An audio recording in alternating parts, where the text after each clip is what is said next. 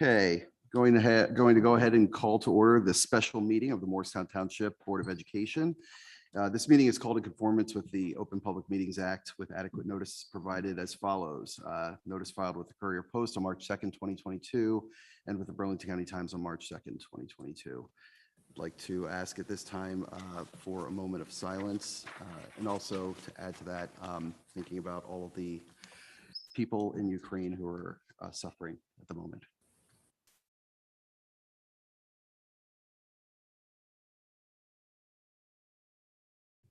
Thanks, everybody. Stand for the Pledge of Allegiance. I pledge allegiance to the flag of the United States of America and to the republic for which it stands, one nation, under God, indivisible, with liberty and justice for all. Mr. Heiser, if you would do the roll call, please. Dr. Alberti. Here. Mrs. Arcara Burns. Present. Mrs. Fallows Macaluso. Here. Mrs. McCopolis. Here. Mr. Romano. Here. Mr. Villanueva. Here. Dr. Snyder. Here. Mr. Weeks. Present. Thank you. Okay. That's it for me. Welcome to the budget workshop, everybody. I guess, who am I turning it over to? Who's presenting? Right over to Jay, okay. Thank you, Mr. President. First of all, give Colleen a minute here to get the presentation up on the screen, but the budget process is never an easy one. I'd like to thank all of my colleagues for their diligence in that process, all of our administration, the supervisors, our staff, faculty. It's always a tough process, and their diligence in that process is much appreciated. As Colleen's pulling this up. Thank you, Colleen.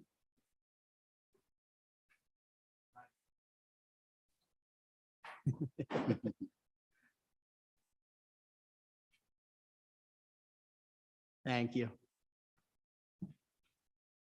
So all of you board members, I do have handouts in front of you. If you'd like to follow along on there, there's a spot for you to take notes as well. The items that we're going to talk about tonight related to 22-23 budget development is the development process. What goes into creating the budget? What's the mechanism that we follow to get to a balanced budget that we submit to the state for approval? Our revenues. There's a few slides in here that details out what's included in our revenues. They consist primarily of our tax levy, then our state aid, fund balance, and other. The other revenues are mainly tuition, and second to that, rentals. So there's a future slide that kind of further details that out. Our appropriations, our salaries and benefits. Salaries and benefits make up roughly 85% of the budget. So that's the bulk of the budget there. Capital outlay, supplies, purchase services. We'll go into further detail as we go along. Where our budget currently stands. So we'll start off reviewing where it was after we compiled all building level budgets, all department level budgets, and then we'll discuss where it currently is. The tax impact of the budget as it's currently designed. And then some discussion items for the board for moving forward, how we're going to ultimately close the gap and balance the budget. So the budget development process. The budget development process starts with priorities of board committees and administration. Our central administration meets with all of our board committees to discuss the priorities in the budget, and also meets with all of our department level supervisors and heads, as well as the building administrators. After their budget is submitted to us, we review that and evaluate that with them, as well as advise on cuts from there. Revenue and appropriations are updated over time. So the budget process is a very fluid process. On any given day, I'm either cutting additional funds out of the budget based on actual numbers versus, we might have a projected 5% increase on health benefit insurance. Well, that number actually came in at 2.62%, which we'll see in a later slide. So it's a very fluid process that starts to come together as time goes along. March is very heavy in the sense that it's very fluid. There's a lot of things being finalized. So as we go along, adjustments are made over time. For instance, tuition's a prime one, that first bullet number there, where we might have an additional out-of-district placement that we put into the budget because now it's known. And obviously, ending with our state aid release, the governor's budget address is today. Hopefully, within 48 hours, typically the turnaround time is 48 hours after that. Hopefully, we'll have our state aid number and we'll be able to better assess our next steps. So our budget calendar. So November through February, our administration works to compile our building and department level budgets. January 14th, we had a Finance and Operations Committee meeting, of which that status, an update was given to the Finance and Operations Committee at that time based on where the budget stood. February 15th was our board meeting, where I communicated out a budget update at that point in time. We're now here March 8th, that's tonight. We have two things going on. We have our budget workshop here, and we have Governor Murphy's budget address. So hopefully we'll have some good news tomorrow morning with that. March 10th is the estimated date for the release of state aid figures. March 14th, Monday, we follow up with a Finance and Operations Committee meeting to discuss updates that are going to be made to the budget. I'll communicate out as soon as I'm aware of the state aid number, I'll communicate that to the full board. March 22nd is our scheduled budget introduction and approval to submit the budget to the county. You'll recall that that was originally scheduled for March 15th, but due to the governor delaying his budget address, that has been pushed back to the 22nd by 1 week. March 28th is the deadline for me to submit the budget to the county for state review. At that point, the state goes through the budget and has a meeting with me to discuss any changes that may be necessary to the budget. April 26th is our regular board meeting scheduled for April. That will also include our budget adoption and the public hearing on the budget. Sure. Yes, I know, maybe because it's not a formal part, but I thought you had mentioned somewhere between the 14th and the 22nd that you would be available for board members. Yes, I am holding office hours related to the budget as well. My secretary will be communicating those hours out for you to sign up. And if you'd like to come in, there's no caps on the amount of time there, but I'm more than willing to meet with any of you individually. Thank you, Mr. President.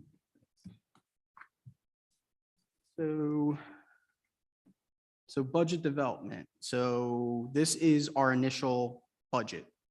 So after everything was done, this is the revenue section of our initial budget.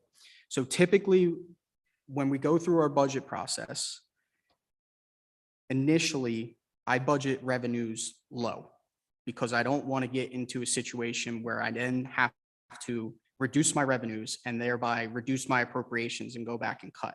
So I budget our revenues low specifically for that. So you can see that most of these indicators have a $0 increase. The tax levy initially, I did put in a 2% increase to the budget here. That is the 1,344,000 that you see there, increase in the budget levy from 67,233,000 to 68,577,000. Everything else was budgeted flat based on just the process that we take on that. But as that goes along, you'll see where our current budget status stands at a later slide. You'll see that a lot of these numbers then get updated and changed based on reviewing actual tuition, reviewing actual students moving forward, reviewing students that are graduating, reviewing where our rentals are this year compared to next year. Where's our ESF contract going to be?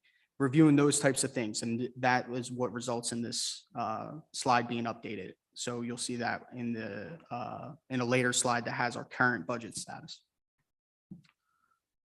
So our appropriations, and I apologize that this is tough to read. It's hard to fit on one slide. Can you just, Yeah. do you want us to ask questions as you go along, or what's your best approach to We could handle it either way. Yeah, that's fine to ask questions as we go along. Because thinking about, this revenue page, and I know it's been in conversation before, like, Yeah. where do we show any anticipated federal funding? Not ESSER funding, not any of that, but our title grants. I know we always make the case that it's such a small sliver of our overall budget, but do you have an anticipation? Is it on here? Sure. So it's not contained in this. The reason being, they're outside of our general fund budget. They're in our special revenue budget. So typically, not the COVID-related grants, but typically our ESEA, it's for our after-school programs, it's for our summer programs, and it funds the bulk of that. So that those expenditures aren't included in the budget, and the revenue's not included in the budget either. So both of those items are offset to out. zero out, correct? Thanks. You're welcome.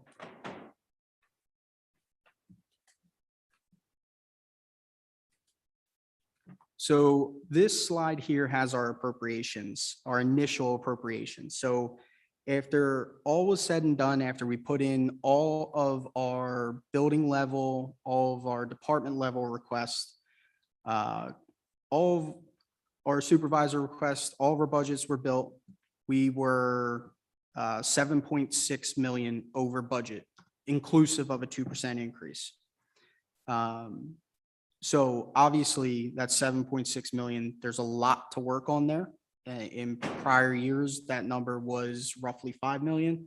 But the number one factor that you have here is if you look at your capital outlay allocation, it's 2.2 million. So 2,252,000. So part of our process of going through the budget is meeting with the buildings, understanding what needs to be updated within the buildings, understanding what needs to be updated within the facilities, and putting that all into the budget process. It doesn't mean that we're going to be able to do all of it, but it means that we still should track that and be aware of what is going on.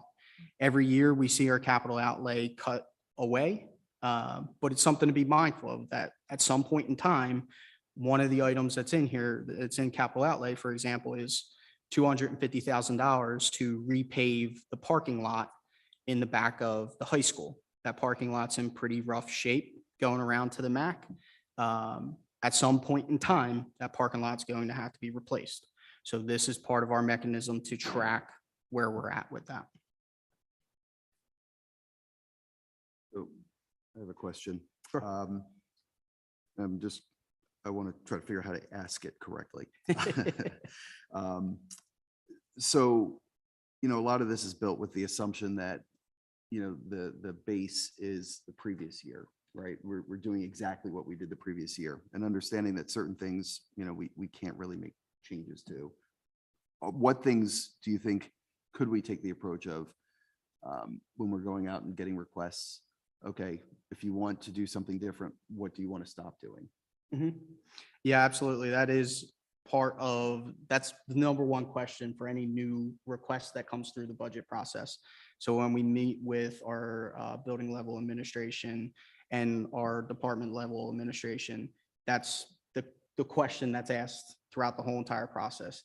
If this is new, what are we getting rid of that's old, or what can potentially be eliminated to offset that to get what's new? A prime example, one thing that we're attempting right now is our transportation. We're rebidding our athletics. We packaged together our athletic bid as one bid in an attempt to change the way we do that, and an attempt to hopefully get one vendor at a better price. So we eliminate kind of 3, 4, 5 vendors, and we get one vendor, one price. So that's kind of one example of what we did through that process, looking at certain individual items. I'm sure some of the other departments have other detailed items. I don't know if anybody wants to jump in there, but it's definitely part of the whole entire process. Yes, and I shouldn't have been so black and white in my question. It doesn't necessarily have to be stop, but do differently, which you spoke to. Yeah. So. Yep. Yeah, for the. Oh, it works when I'm over here. It's that side of the room. I should be in administration. Similar to what Mike's question is, or Mick's question, sorry, I'm looking at Mike saying Mick. I think one of the things that always strikes me in this process, and being new sitting up here at the table, I'll just ask, it's very focused on the dollars and cents, which obviously it should be, it's a budget. But one of the things that, to Mick's point about what do we do, what do we stop? I sort of feel like if we set this up as what is the overall goal of the budget and state that, like, you know, even in the presentation, so that everybody kind of sees the roadmap of where we're going from a budgeting perspective, and then kind of laying out even one of those first charts in like a pie chart to see what the share of the allocation is of all the dollars we spend. So you can even see salary versus what do we really have to work with. We have a further slide. Yeah, I'm sorry, I'm just. Yeah, well, I it's just didn't wanna- it's getting somewhere. Yeah. I think what that does then, to Mick's point, is it sets up a story for administration to tell what are the key priorities, right? So, and when we focus on what are the key priorities of how we're gonna spend the money, then you can keep going back to that as we're going through the process, and it's not so nebulous to people who aren't in it every day. So Sure. I appreciate all the work that all of you do to get here, but it seems to me that in the process, some key priorities related to curriculum and technology and those things, and transportation, right? Those things sort of rise to the top.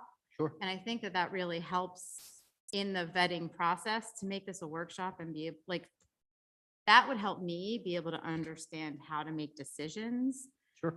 because I don't have a roadmap or a place to go back to say, okay, does this dollar investment expense tie back to a priority that we've set?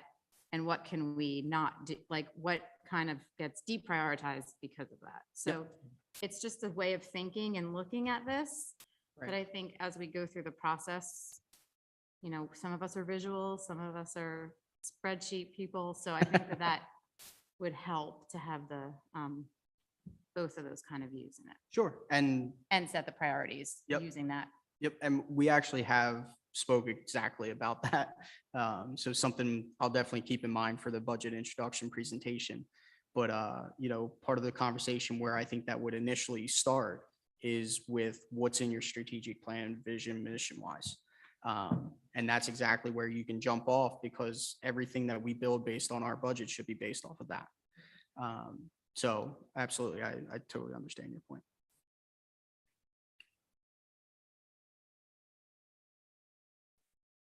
So our revenues, so our local tax levy currently has a 2% increase, which amounts to $1,344,664. Our state aid, again, every year I budget our state aid flat because I do not want to, in the 11th hour, go back and have to find appropriations to cut. So our state aid is budgeted flat, but I do anticipate that we should have an update there and an increase there. For our more veteran board members, you'll recall S2 that came out. For our new board members, what S2 is it's a New Jersey state law that pretty much mandates that the state fund the funding formula as designed, because they weren't funding it in accordance with that. I have a future slide to show that. But that's part of the reason why we've seen increases. Our budgeted fund balance. Our budgeted fund balance is a large component of our revenues. Our budgeted fund balance, what it is, because it's kind of hard to wrap your mind around that. So I'll do my best to explain that. It's composed of our prior year, so our 2021 audited excess surplus. So when our auditors get done our audit, at the bottom of what's called our Exhibit C1, there's a recapitulation of balances right there. That recapitulation of balances has our excess surplus number.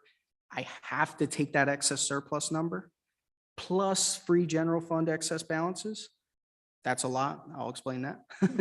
And I have to budget to offset tax increases in the future year. So our 22-23 budgeted fund balance is built based off of our audited excess surplus plus any free general fund excess balances projected as of June 30, 22. So part of those adjustments to that free general fund excess balance, part of that is our extraordinary aid. You have certain allowable adjustments to unassigned fund balance. It's our extraordinary aid, the amount that we receive over the amount that we budgeted, and our non-public transportation aid, those two items, that's what's included in that. So excess is a specific number. It's like it's a percentage of your total budget. It's a specific number. So Side joke. until, yeah, it's not that I get to choose. However, with that being said, so it's the excess surplus from the audit, but then it's also that projected Mhm. free balance as of June 30, 22. So until the budget software opens, I do not have that number definitively until the state opens the budget software. So I can't just use my audit number, which if finance and operations is well aware that the exit conference for the audit was rather late this year and delayed due to the state. But once that state software opens, then I have a better idea of that number. I always start at my excess surplus number, but usually it's increased by that projected balance. And then we have our other revenue sources. So our other revenue sources consist primarily of tuition received from, we have some private, some out-of-district families that pay private tuition to come here. Our preschool program, our extended kindergarten program, and then tuition that we receive from other districts. The next largest item in there would be our extraordinary aid. We also have our facility rentals. Our extraordinary aid, last year, we budgeted at 700,000 in revenue. The future slide shows the amount. I increased that a little bit because of our special education costs have been going up. So I also anticipate, I'm hoping that the state will fund extraordinary aid the way they did last year, which is almost fully funded. Pay to participate and parking fees, they were started in the 21-22 budget cycle. Our shared services, so we have shared services with Delanco specifically for IT as well as transportation. And our bank interest, which these days isn't much, unfortunately. So our revenues, so a look at our tax levy. So I apologize for the more veteran board members who might be aware of this, but for our newer board members, our tax levy consists of two separate levies. It consists of our general fund levy and it consists of our debt service levy. So we work based off of what's called fund accounting, which is pretty much bucket accounting. We have different buckets for different funds. So our general fund levy or our general fund bucket is our operating budget. It's our salaries, our benefits, our supplies. Everything that we do as a district to support our students is in the general fund levy.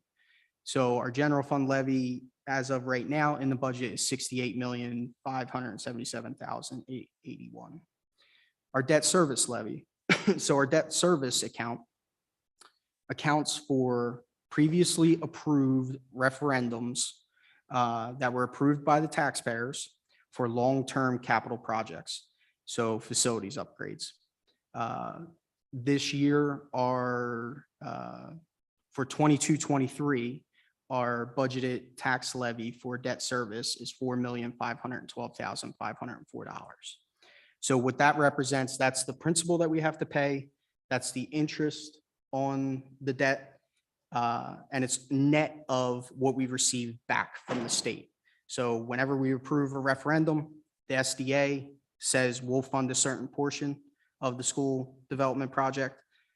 So this is net of what we've received back from SDA. So this graph down here at the bottom shows our tax levy history over the previous 5 years, 2017, 2018 to 21, 22. So there's really one difference here. So you can see in 17, 18, we increased our general fund levy by 2% and our debt service levy by 0.75%. 21, 22 was 2.29. We obviously used bank cap in that year, and we had a decrease in our debt service levy of 2.28 for a net overall 1.98. The bottom section of this shows the effective tax rate increase. So as ratables go up, ratables are the taxable properties within Morristown Township. So if ratables go up, there's more properties, there's more taxpayers that taxes can be assessed upon. So that's why you see the effective tax rate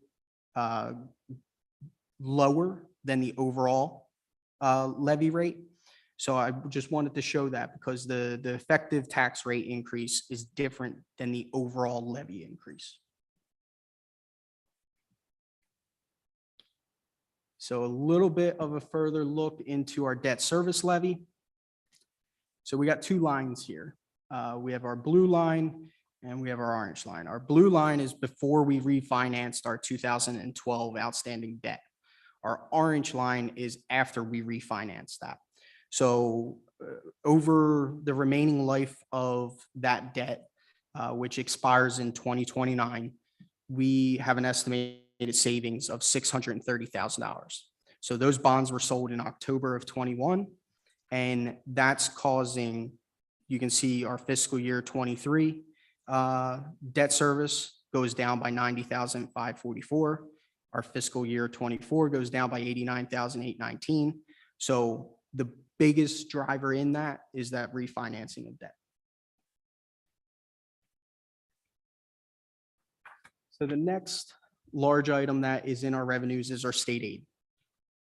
So I can't update this just yet for our 22-23 state aid, but fingers crossed, we'll have that number soon and it's a good number. So our green line here is our uncapped aid. What that uncapped aid is that's how much the state should fund us based off of the funding formula. The blue line here is how much actual state aid we received. The yellow line is the difference between the green and the blue line. So what we want to see in this is we want to see that yellow line go all the way to zero, and we want to see that blue-green touch that green line, meaning we are funded in accordance with the funding formula. That's the whole purpose and intent of S2. So you can see the difference in 22, we were still underfunded by roughly $824,000. It's a big chunk of money. So hopefully what we'll see come tomorrow or March 10th is our state aid will be a good number and close that gap even further. Yes, blue line to the green for sure. Yes, thank you. So Go ahead. sorry, so for the 22 column? Yeah. That's projected or that's, That 22 column is our current operating year, okay, so that's the 21, 21, 22. 22 school year. Correct. That's why I just don't have a 23 column on here. I will in 2 days roughly. What are the drivers or factors that contribute to the actual awarded amount of state aid being lower than the projected amount based on the formula? That is a terrific question. The formula, yes. You got a few days. Start with the Supreme Court Yes. decision in the 1960s. Yes. So it's a very deep question. Welcome to. No, it's a good question. The funding formula is based off of numerous things. Free and reduced lunch population, ELL population, a lot of different factors related to enrollment. There is actually a legal case going on right now where I believe the judge just awarded, I believe it was Tom's River, who was suing the state under an Oprah request. Oprah requested the formula to actually figure out what's exactly going on with the formula. The judge just, I believe, mandated that they actually have to turn over that information and that it is subject to Oprah. I can't tell you how they determine that difference of what is between the green and the blue line, but I could definitely give you additional information as to exactly how the state formula is supposed to be calculated. I have a spreadsheet that does that. When they come back with our awarded amount, do they give a rationale for why it's different than the formula or no? No, they give about a 4-page calculation and that says this is what it is. Can I just I just wanted to add one thing to that too, that it's a great question that you're asking. And just to repeat what you had said with S2, I believe Morristown was identified a couple of years ago as being underfunded, chronically underfunded for state aid. So what they're really trying to do is close that gap. There are other school districts who were overfunded. Now, those school districts have the same exact questions that you do, but coming from an opposite end. Why are we losing all this money? How are we overfunded?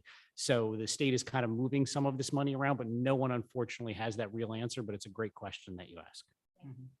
Yeah, and to piggyback on that, Tom's River is one of those that was set to lose money due to being quote unquote overfunded.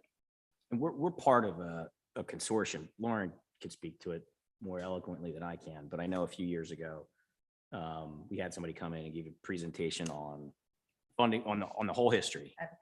Yeah. And so I don't know. I know that we are part of that sort of consortium to try to get our fair share. It is a lengthy discussion, but there are definitely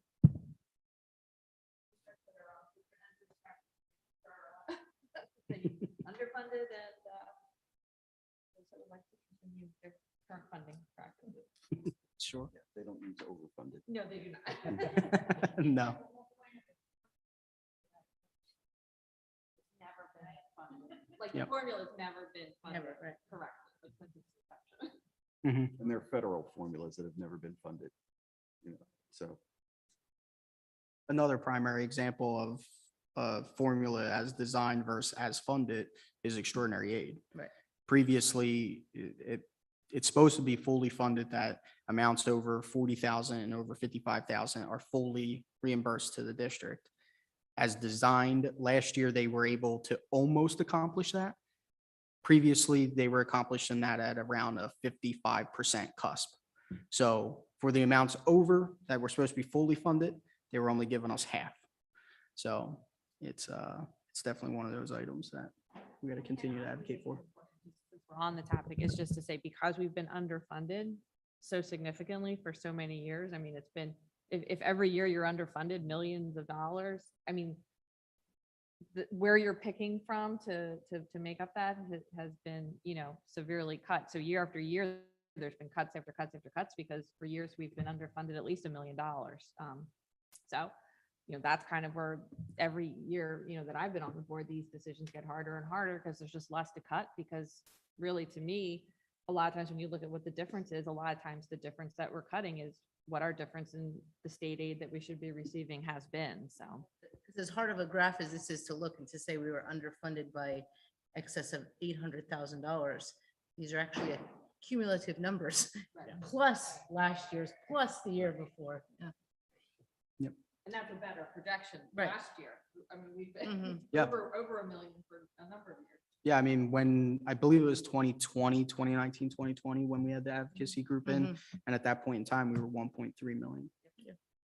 What was the catalyst for the state acknowledging, you said a couple of years ago, that some schools had been overfunded and underfunded? And did they make any commitments to remediate the issue? Yeah. Yeah, it was definitely an election issue. It was definitely a political issue. The law mandates that it be factored in over 7 years. So that was because they couldn't, a district like Lenape that's, set to lose millions upon millions of dollars, they couldn't strip that away overnight. So they had to factor it in over multiple years. Mhm. So our other sources of revenue. So you can see here that our tuitions are primary source of revenue. You'll recall last year that we actually projected a decrease in tuition due to certain students leaving the district because their district set up and started an in-district program that they brought the students back into. You can see that the 23 budget, and we'll look at it in a little bit more detail on a further slide, but I started to build in increases to tuition. We approved at our Finance and Operations Committee meeting to increase the kindergarten tuition and the preschool tuition.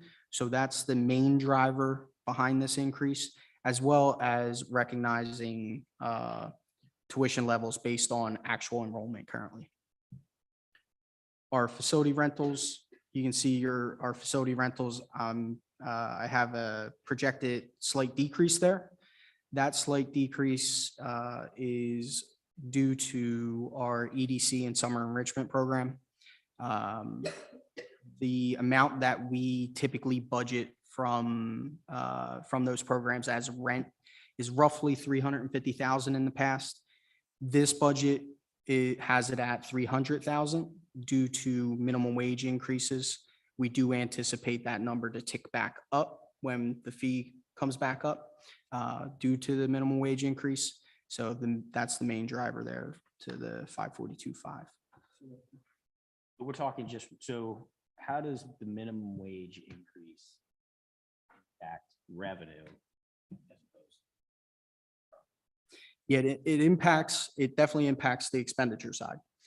But when we look at our fees, we look at them over, we try not to go out every single year and, increase the fees by X amount of dollars and increase them proportionate to the minimum wage increase. So that's the main piece of it. We also weren't hitting the 350 that we were at. So we were coming short of that. So it's a little bit of a mix there. I do anticipate it to come back up after more than likely in the next budget cycle, we'll probably have to increase the fee due to now going to $15 an hour in that budget cycle. Before we go too far from it, could you talk a little bit about just put a little more context on the increase in the fees for kindergarten and preschool? Because I know we discussed it in finance and operations, and I just want that to be. Sure. So the increase that we discussed related to preschool and kindergarten is $100 a year. So 100 on preschool and 100 on kindergarten. And the main reasons for we hadn't raised it. Last 3 years. Right. Yep, 3 years, correct. And it's competitive With still. surrounding, it's still low compared to surrounding districts and surrounding programs. Yep. So our other governments consist of two things. It consists of our extraordinary aid that we've discussed pretty thoroughly now, as well as our our Medicaid. So extraordinary aid, you see about a $57,000 increase there roughly. Extraordinary aid is 50,000 of it. The semi number comes directly from the state. We're told you have to budget this number in semi, and we're actually held to that we hit that revenue projection. So that's that increase there. And our 50,000 in extraordinary aid is based off of our special education expenditures, our actual expenditures going up. And our other sources. So our other sources consist primarily of what you'll see in a later slide is our general insurance under appropriations, our general lines of insurance came in at an 8.5% increase. So that's pretty high. We had a 5% increase built into the budget. Part of what we have with our insurance fund is dividends. This is withdrawing a dividend from those balances to help offset that 8.5% increase. It's there specifically for those types of scenarios that we get into a year where we have a significant increase. We can withdraw part of that dividend and use it to offset those significant costs. So the general line of insurance going up 8.5% is what triggered that going up. So is that just our CGL, like our commercial general liability insurance? That's Workers' comp, that's not health insurance? That's not health insurance. Health insurance, I'll go into that later, but that was at a 2.62% increase. That's our general line. So that is our property insurance. That's our boiler insurance. That's our workers' comp insurance, auto insurance. It's all those sorts of items. Our student accident insurance renewed at 1%. Just wanted to kind of mention something to Cheryl's point about a little bit more context. Yeah. In terms of the kind of drivers. Going back to tuition, obviously, we talked about the largest part of tuition is, those programs, the daycare and kindergarten or preschool and kindergarten. But part of that too is the tuition that we get from, like you said, students coming in from outside. Other districts. I just, it took me a bit to get this, so that's why I wanted to kind of highlight it here. We're not opening up new seats No, to drive revenue in those areas, right? We are Correct. filling seats that happen to be open correct. based on our populations in those seats. Correct. And Dr. Tate can speak more specifically towards that process of which he takes when they evaluate a student for potential fit. But yes, for efficiency purposes, these are seats that we otherwise would have available, and we're filling those seats as opposed to opening an entire section for one student.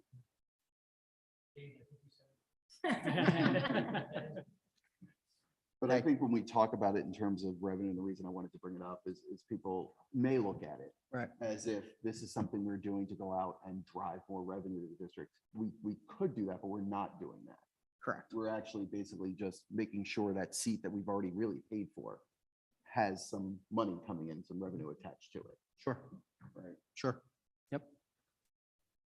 I had a question about the insurance increase, just using it as an example, not to go too far into the weeds, but you mentioned it's an increase that's 2.5% or something higher than what you had budgeted for. What led to the increase? And is that something that we're just like, okay, now it's 2.5% higher? Or is there something we can do to investigate or explore alternatives that could reduce that cost? Sure. And I guess that's like an example, like, is that how you're kind of picking up each of these items that you do have flexibility around?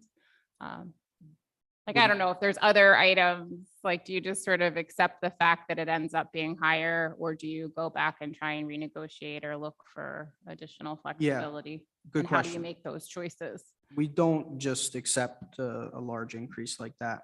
The increases we're a member of the Burlington County Joint Insurance Pool. We're actually a founding member of that. Morristown is one of the districts that actually started that fund.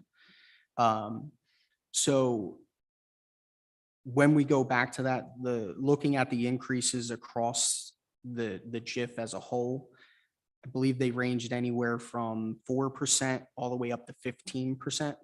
So we were middle of the road. Some of the things that fuel that are some of the settlements, and not just necessarily related directly to Morristown, but we obviously have experience reports that we get from them that we review and evaluate. But across the whole JIF, one of the things that we're going through right now that's going to be on finance and operations on Monday, cybersecurity insurance.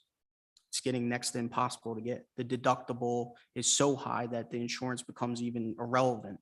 So some significant concerns around that. We're going to have some discussion about that at our finance and operations meeting. But we're going through that process right now to just do that insurance packet and that application. So obviously some of the drivers related to that, all those types of things are included in that, but we review experience reports. You're welcome.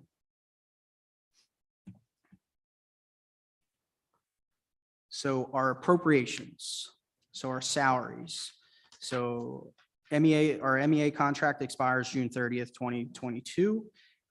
We are currently in negotiations for a successor contract. We will in 22-23, we will be in year 3 of 3 with our administrator's contract. Insurance, this is where I have that labeled out. We originally projected 5% increase. Health insurance was 2.62%. All other lines were 8.5, with the exception of student accident, which was 1%. Our instructional supplies and materials. So I have a further slide that kind of is a pie chart that shows our supplies versus kind of the rest of the budget. Our schools were asked to budget their budgets at 0%. So their budgets, while they came in over budget and kind of pie in the sky, they have been reduced to 0% as they currently stand. Our departmental budgets consist mainly of curriculum, technology, our administration budget, our facilities budget, and our transportation budget. Our transportation budget, we'll go into a little bit more detail on a future slide, but That has some increases related to the new salaries that we approved at our November, I believe it was, 2021 board meeting. Curriculum also contains some key components that we'll talk about in a future slide as well, as does technology. And our capital outlay. Our capital outlay, when it was originally budgeted, was over 2 million. We have since trimmed that back, and you'll see that on a future slide as well. So our appropriations. So every year, we obviously are mandated to go through an audit. So this is our 2021 audited results. So why I put this up here is to show exactly how the budget is spent, exactly where the funds go. So you can see salaries this in 2021, and this is based off of actual expenditures, not budgeted, but actual expenditures. So our salaries were 61% of the budget. Our benefits amounted to 20% of the budget. So that's about 81%. Typically, our budget's around 85% salaries, benefits. But again, the actual expenditures tend to come in less in the event, you have a staff member on a leave of absence, you have breakage, you have benefits that somebody may change from family to married. So things happen. In this, you can see that the supply budget is roughly 2% of the budget. Our energy budget, which is our natural gas and our electricity, is 1% of the budget. Our maintenance, custodial securities, 4% of the budget. Our other expenditures, I have a little bit of detail here, what's included in other. That includes our capital outlay. That includes our SDA charge. Our SDA is a required payment that we make back to the state related to previously approved debt. Our professional services, purchase technical services, memberships, travel, those are what's included in that other. So this is how we actually spent the funds in 2021. Food service is totally separate. Is that not captured in here? Yeah, a great question. Food service is completely separate. Now, where it can tend to get captured in here potentially, 2021, we delivered food for a portion of time. When we delivered food, whoever assisted with that delivery process, our bus drivers, our custodians packing the buses, our paraprofessionals that help box the meals, I can allocate their salaries to food service. So my salaries potentially went down because of that in that year, and not potentially, but they did, because I was able to, and it was roughly 100,000 that I was able to offload from general fund onto food service fund, but food service funds totally separate from here. So all of our new board members and all of our board members are aware. Again, going back to our buckets, we have a general fund bucket. We have a special revenue bucket that does all of our grants. We have a capital projects bucket that is totally closed out because we don't have any capital projects going on. We have a debt service bucket that repays the debt for all those capital projects. We have an enterprise bucket, which includes our food service fund. It includes our EDC, our summer enrichment, and our creative minds. And then we have one additional bucket, which is mainly related just to payroll and agency payments. So it's kind of an in and out type of deal. Unfortunately, even if one of those buckets, like food service, is spilling out all over the place, we can't pour it in another bucket. That's correct. That's correct. There's certain ways that you can transfer money from one bucket to another bucket, but it's extremely difficult to do. And it has to be related to a specific purpose. For example, we receive rent from EDC summer enrichment, $500,000 or $300,000. My apologies, $300,000 from EDC and summer enrichment. They're a Fund 60 bucket, an enterprise fund bucket. However, because they're using our facilities, we can charge them rent. So that's how we bring money back into the general fund bucket. But I can't just say, you have more money, I'm putting it here.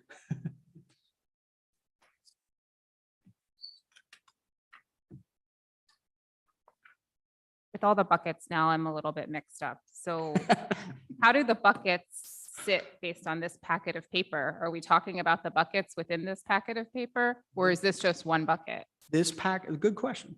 This packet is 2 buckets. Okay. It's mainly general fund bucket. That's your overall general fund budget. The other bucket that is impacted in this is our debt service bucket. That's the slide that I showed with the refinance. Yeah. That's also, when you see the tax impact in a future slide, you'll see that our tax levy, again, has the general fund levy and the debt service levy. Those are the 2 buckets in this packet.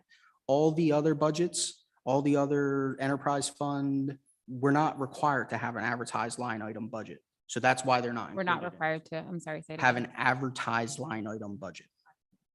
So that's why they're not included in this. And the special revenue bucket was the one that Sandra asked about when you said the federal funding's represented there. Exactly, exactly. Details on those buckets are all available.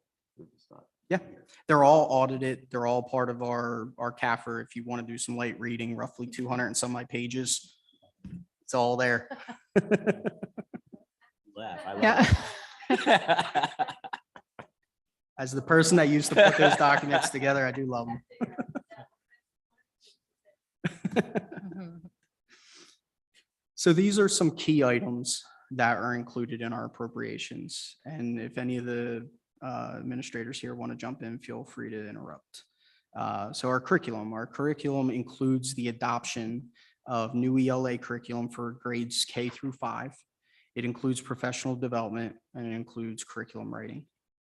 Our special education budget, it has some increases in it, built primarily for one-to-one nursing needs, as well as related services needs. Technology, the big items in the technology budget include 2 grade level replacements of one-to-one devices. I believe one of the grade levels is laptops and the other grade level is Chromebooks. Servers and infrastructure upgrades, CAD computer replacements, and one item that is in the budget is to do a security audit, because going back to that cybersecurity insurance discussion, we do feel as though that's an important piece that's been cut from the budget for multiple years. And that obviously will be an important piece for making sure that we can get this insurance and make the best statement to why we should be able to. Operations include anticipated increases for fuel as well as contracted transportation services. So you'll recall, some of the board members will recall a few years back, I believe it was 2020, summer of 2020. We received notice that a contractor was non-renewing us. That contractor won the same bid for roughly a 20% increase, because the cost for them to provide the services, it's going up. So you're not seeing contractors necessarily renew as much as they used to. Capital outlay, right now, what is included in the capital outlay budget as it stands right now after cuts is the Wams Media Center carpet. That seems to be a reoccurring item. This Mario, this part of the building wasn't here. This is a courtyard. Grass. Window replacements at UES. Those are faulty windows that really are a hard time to open up in the event of an emergency. Baker Media Center carpet, Roberts Media Center carpet. So you see that reoccurring theme with Media Center carpet getting worn out. Kindergarten furniture and the administration building the roof replacement. That's what's included in capital outlay as it stands today. And there's some grant money for that admin building roof replacement, right? Correct. It wouldn't qualify for the roof replacement, but it would qualify for the direct install for the HVAC, the boiler, and the LED. Okay. The reason why we want to do the roof replacement at the same time is when we have cranes come out to pull those units off, that's the time to do it, as opposed to having to do it after. But we very well may have to, just because it's hard to get any construction services right now. I think the lead time on insulation is like 4 months for insulation. This is great. this list of key items is Yeah. very helpful to kind of start to put things in context. I think as a reference document and something that that provides some even historical context when you go back and you think about how did we spend our money and what impact did it have? This is kind of where I think about just being a little bit more descriptive, again, for the purposes of decision-making and understanding how we're prioritizing the dollars that we have. Mhm. We really are working with 20% of the budget, given where salaries and benefits fall, right? Yep. So then you go to the next slide and you think, okay, as a parent, as a taxpayer, as a board member, as an administrator, not just what are these things that we want to appropriate money towards, but what's the what are we getting? What are the goals of those things? And I think, it seems obvious to us, but it isn't always, right? So I think that putting a little bit more context around some of these pieces will help all of us feel better about what we're prioritizing and the decisions we're making and the questions we're asking, so that, because I know at the end of this, there's probably going to be some tough decisions that have to be made. And the Mhm. more descriptive we can be about what goal we're achieving with the money we're implementing and the priorities we've developed. So I think if this is more in the sales world, you'd say a what's in it for me, right? So what actually is the adoption of a new curriculum bringing to the school district that we'll be able to measure? And I'm not asking Karen to answer that today. I'm just saying as a document for us to use to start making decisions on the budget, I think those descriptors are helpful. And it also really starts to kind of see what priorities rise to the top for decision-making. And then we can actually start maybe measuring the impact, I mean, I know we do that sort of behind the scenes, and this is a little bit more overtly. Sure. So, and in kind of thinking about what's operating versus what's instruction versus Mhm. what's functional, because Yeah. all of those things are important, but we could still, if we have the idea of not just we have to do this, but what's the end goal of it? What is it that we want to accomplish? I think it would be helpful. I don't want to make more work, but I do think it would be more helpful to have that description all in one place. Sure. And I think we can have that conversation even right now. I mean, I can tell you some of this is absolutely required just because it's student related and it's what the student needs or is required to have. Now, the curriculum, I know that a piece of that is to be QSAC compliant, which we're going into a QSAC year where we're going to be QSAC, but I know Dr. Benton could probably have about 10 slides just on what the benefits are of the curriculum. So I welcome.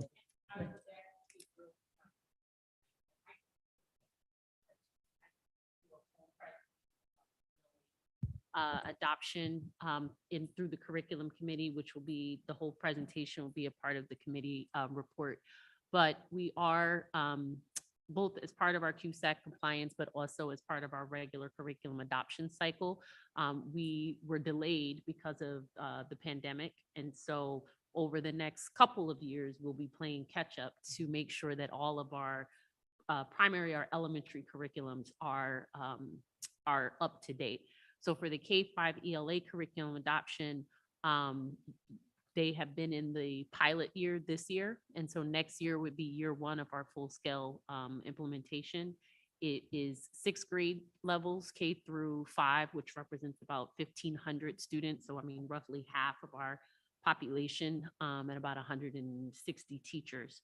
And I don't know if you, well, you don't have it up, but so basically the components of that adoption are the 6-year package for the curricular resources, which includes both the hard copy consumables as well as the digital access for students. And that goes into our lease purchase. So that cost is kind of spread out over the 5 years.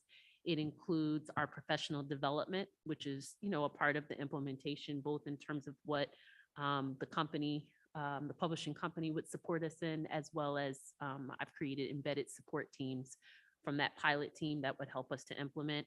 And then we do have to write the curriculum. And I always say, we don't buy curriculum, we buy curricular resources, and then we write our curriculum in terms of what it is that we teach. And so we do have a model here where we pay our teachers to write that because we want them using those documents. So those are kind of like the 3 components. It comes up to a total price when I looked at this from when we did this 6 years ago. It came in significantly lower. However, we've talked in terms of, we've done cuts through the program, but we've talked about the fact that just like everything, there's these rising costs in terms of a lot of things. 5 years ago, pre-pandemic, we were buying like hard copy books and we were just beginning to think about all these digital resources. Now you can't purchase a curricular package without those resources. And those prices are going up. So we factored kind of all of that into what we're doing. But this is a major adoption. And so if you were to compare our budgets to last year, looking at both lease purchase and the CNI budget, you're going to see an increase. But the increase is because we're changing, our ELA early literacy program for half of our student population. And Cheryl, to your point as well, I think one of the things that we can do for when we roll this back out is something that was mentioned earlier on too. We kind of have a strategic plan interrupted that's sort of still going into next year. It's kind of like going to be a year of reflection, and then we can build a new one eventually moving forward. But I think if we can at least connect the big, I hate to say buckets, we've been talking a lot of buckets, but we have 3 big buckets in our current strategic plan about being a world-class learner, social emotional learning, and also communications. So if we can connect the dots to, like, I would say that Dr. Benton's literacy project falls under being a world-class learner, where, some of these things aren't going to connect to a strategic plan at all. We can at least lay that out for the board members so they can, maybe not with extraordinary detail, we can say this connects to our strategic plan and here's how. And then it may become a little bit easier to look at, well, what's in and what's out. So we can certainly look at doing that for you. I really like that idea of connecting it to the strategic plan and kind of ticking and tying it, because I had a similar kind of reflection that Cheryl did. And James, you said that many of these things are, on their face required. So it would be great if they could be organized and delineated in a way that indicated which ones were required. And for those that were discretionary, criteria to help us prioritize them, like that link to the strategic plan and the impact that it's going to have on the district and the downsides of not doing these things, if any, or is it truly just a nice to have? So that's the way that I would like to see the information presented and organized for purposes of prioritization and decision-making. Sure. So what's the price tag for the new curriculum for the, I guess, the ELA curriculum K-5? So the total price, including, like I said, the curricular package, the professional development, and the summer curriculum writing, is $718,169.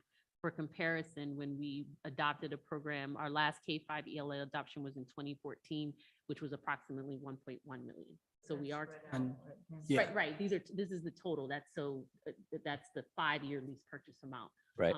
It comes out to, I think, like 176 for the one year cost.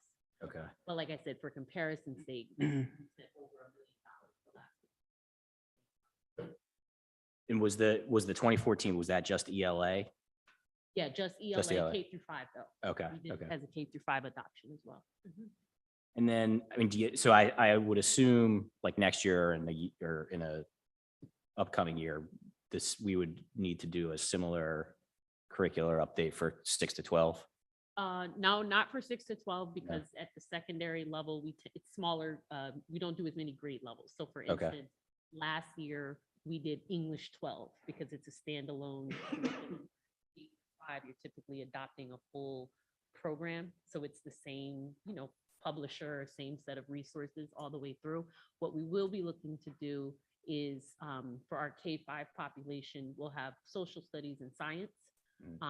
And then the following year would be math. That said, again, prices are all over the place when you start to look at packages, but typically ELA packages are the biggest because they have both a reading, writing, and skills foundation component to it. So it's kind of like 3 curricula in one for early literacy. Got it. And I'm not like way outside my scope in terms of talking about curriculum, but when you select a particular curriculum for ELA, are you then wed to whatever service provider gives you that curriculum for the other? No. Okay. No. You can- We do that. Each curriculum is an independent selection process. And we've been talking in curriculum about what that framework is going to look like, because it typically, like if we're talking K through 5, it's the same set of teachers that are having to go through the process of looking at it. So we go through a process where we look at the pros and cons. So for instance, interreading, the publisher is HMH. So Rosef and Gavin, our science and social studies supervisors, have looked at the fact that HMS has partnering curricula for social studies and science, that there would be a lot of overlap. So for instance, if I look at informational reading, right, to have that already aligned for science and social studies makes it a benefit, but teachers go through a selection process to see if that component, as well as all the other components of it, for science, for instance, it has to be part of meet the science standards, whether or not that benefit is going to go. But there are benefits to going with the same publisher, but we don't do that as like an outright. From the Got I it. think part of Mark's question is the providers for the professional learning can be independent of the publisher. And one of the things that Karen's plan that she highlighted with the curriculum committee was that it builds internal capacity. So it's not that we're always dependent on an outside provider, but for the first time in a long time, like there's a very strong plan to have the teacher leaders, because they've gone through this pilot process, that they're doing a lot of the professional learning, which is, I'm calling it embedded support. Yeah. Which could cost a lot more. practice series, because, right, I think the best teachers. Toot your horn on that. Yes, is the best way forward. Well, and I think this is a perfect example of why some of that descriptive, and it's not, I know I was in the curriculum committee meeting and I heard Karen talk very passionately and articulately about this new curriculum. And like Mark, I'm way out of my scope in terms of what it should be and what it should look like. But I think highlighting, if we're investing $718,000 into a new curriculum package, or however you called it, Karen, I think it's helpful to have the context, again, as enduring material and as a reference document to say, this is what this is going to help attain, right?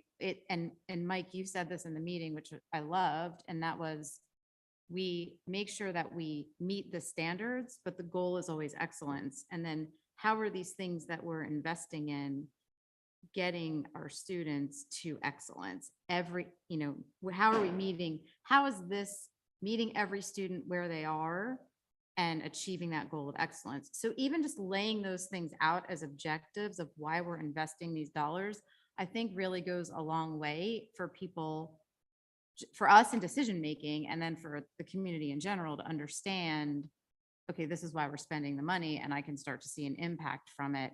It's not just that every 2 or 3 years we're going to redo curriculum. So that's where I think and again, I'm not trying to create more work for James, and I'm happy to talk offline about it too. What did you say? I said, trust me, I can't write that either. It's Welsh. But no, just highlight, again, it just goes back to what's the goal? What's it going to accomplish? Why are we investing the money? And I think some of that descriptive discussion in here is very helpful. I think if I'm reflecting what I've heard from a couple of board members, there's certain things that you would like to know what the benefit is of doing it and what is the cost of not doing it. And for some of the things, I can tell you the cost is going to be pain and changing some things that we've traditionally done in Morristown. But for some of these bigger things, we won't be able to do it for every line item in the entire budget. But if it's something that's standing out, yeah, we do want to connect it. And the literacy one, and I'm a literacy teacher, so I could connect that to our strategic plan and tell you what the benefit of that is and what the cost is of not doing it. And we can do that in a couple of sentences. We may not be able to give you a dissertation on it, but yeah. And don't worry, it's not just work for James, it's work for all of us, so. Thank you. Trying to resist, but I'm not on curriculum anymore, so this is where I can get it in. I'm really encouraged to hear, the team taking on more of the responsibility for the curriculum, because to me, what I think folds back into this budget discussion is the idea of lessening our reliance on these traditional providers. we live in a very connected world that is building alternatives, right? And so open source materials are there, and, the knock against those were, in the past was how much you had to do on your own. We're doing the professional development on our own. We're taking the standards and adapting that. We're doing the curriculum writing here. We're biting off more and more of that, and there's potential bigger savings. We're making investments in technology.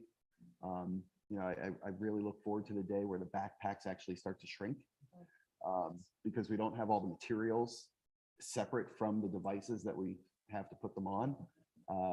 So, we don't have to go into it here, but that to me is also something to have a conversation about, because that will allow us to continue to lower that cost that we're paying to others.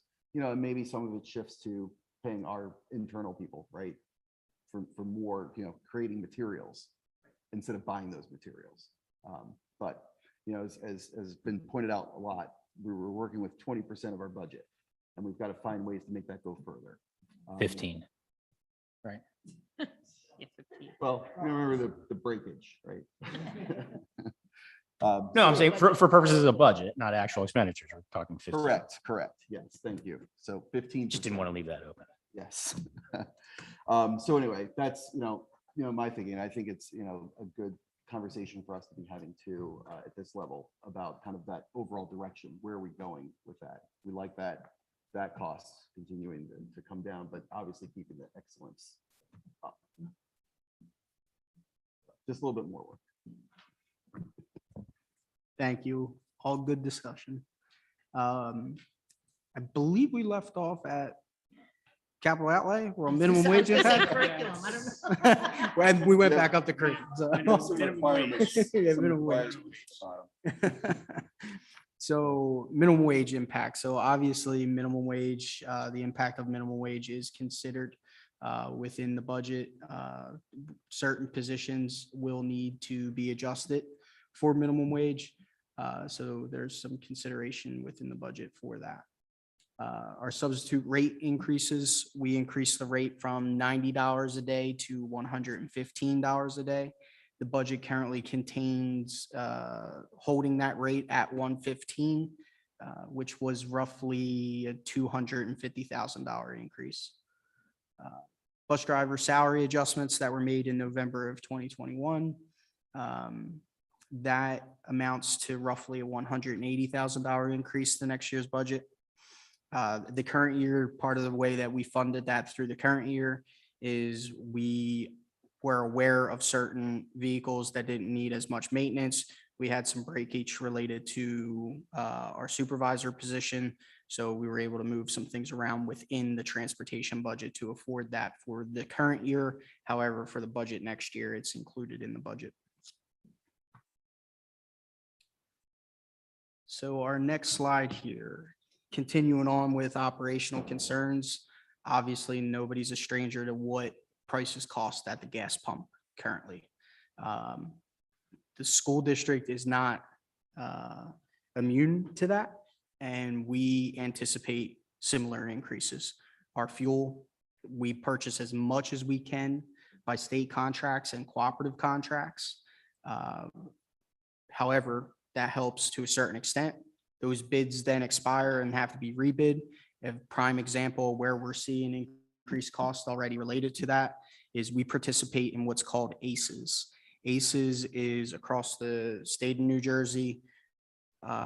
School districts and local governments combine to pool their purchasing power for energy, electric, gas, and the cost that it costs to bring that electric and gas to you. That bid just opened up and it's significantly more than it has been in prior years. So we're already seeing some of this. The budget does account for that. The budget does account for fuel going up and other costs that most likely will go up related to contracted services.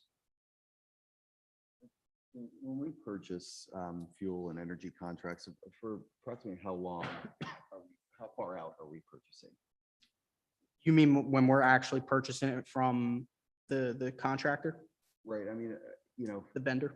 Right, I understand that, sometimes you can say, here's my price for the next 6 months. Yeah. And it's up to that vendor to figure out, make the prognostication as to whether the price is gonna go up or down. Yep. And they're gonna be able to be whole on it. I'm just wondering, are we able to do that? Basically buy long when things are good Right. to head, and then buy short when things are bad. We're absolutely able to do it with our own bids, the state contract bids and the cooperative bids. We don't necessarily have a say in that. With the exception of we can choose whether or not to use them based on, maybe a quote that we receive is less than what that cooperative or that state contract is. But a prime example of exactly that is the ACES bid. The ACES bid was originally put out in 2018. That 2018 bid expired during the current year. So it locked in that 2018 number over those 3-4 years. And we've seen the benefits of that. Now it's catching up though, because it had to be put out the bid. You have certain laws with, how far a bid can go out. Thanks for that context. You're welcome.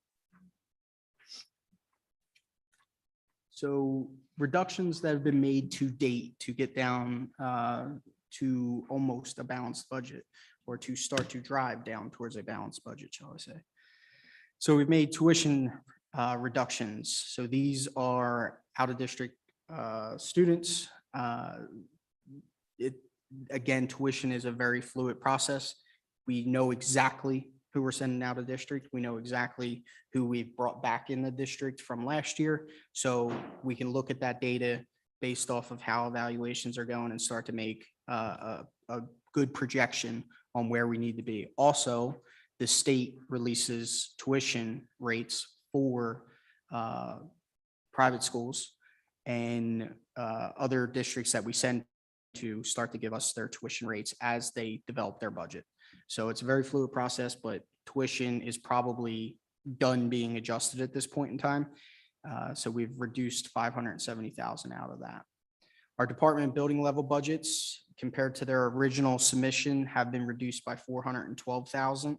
The cut list was provided to finance and operations in February. It will be provided on Monday as well as an update to what additional has been cut, because I believe the last one was as of February 13th. Our capital outlay, we've cut our capital outlay from well over 2 million down to 1.6 million, or I'm sorry, we cut it by 1.6 million. It has roughly 650,000 in it as of now. Our lease purchase, we made $650,000 of reductions in request. So our lease purchase is a 5-year lease purchase. So that's 650,000 cut out in request, amounted to 127,417 actually being cut from the 22-23 budget due to it being over a 5-year spread. Staffing. So new positions that were requested have been adjusted and removed from the budget.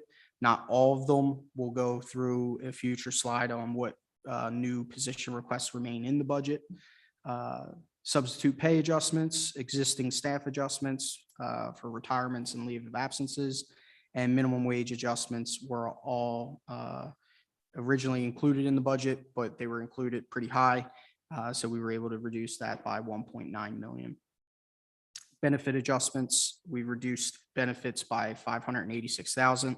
Again, we budgeted 5%, came in at 2.62%.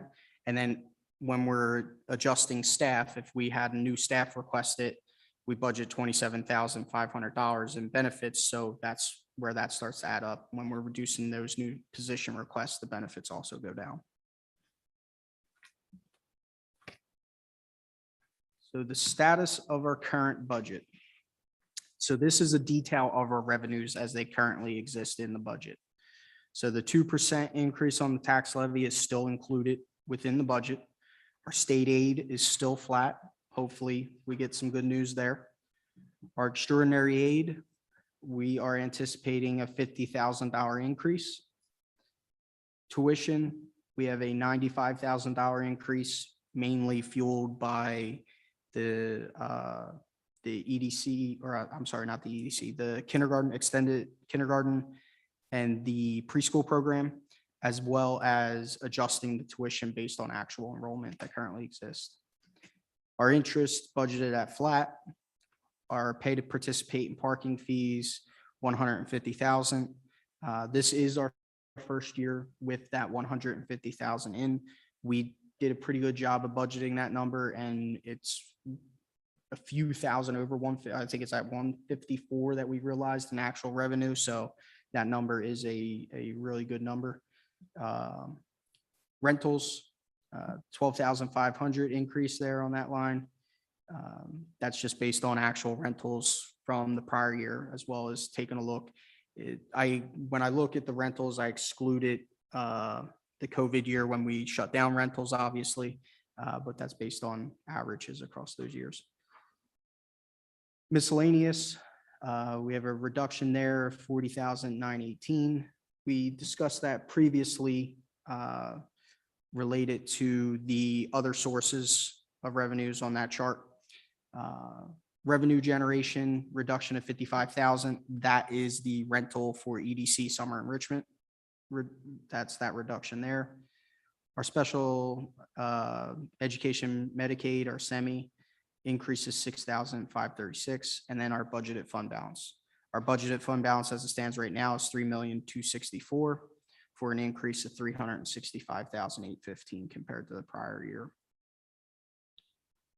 So this, our revenue section of the budget has been updated for based on actual numbers and based on prior year history. The only number that's remaining to be updated here is the state aid, which hopefully we'll have quickly after the address.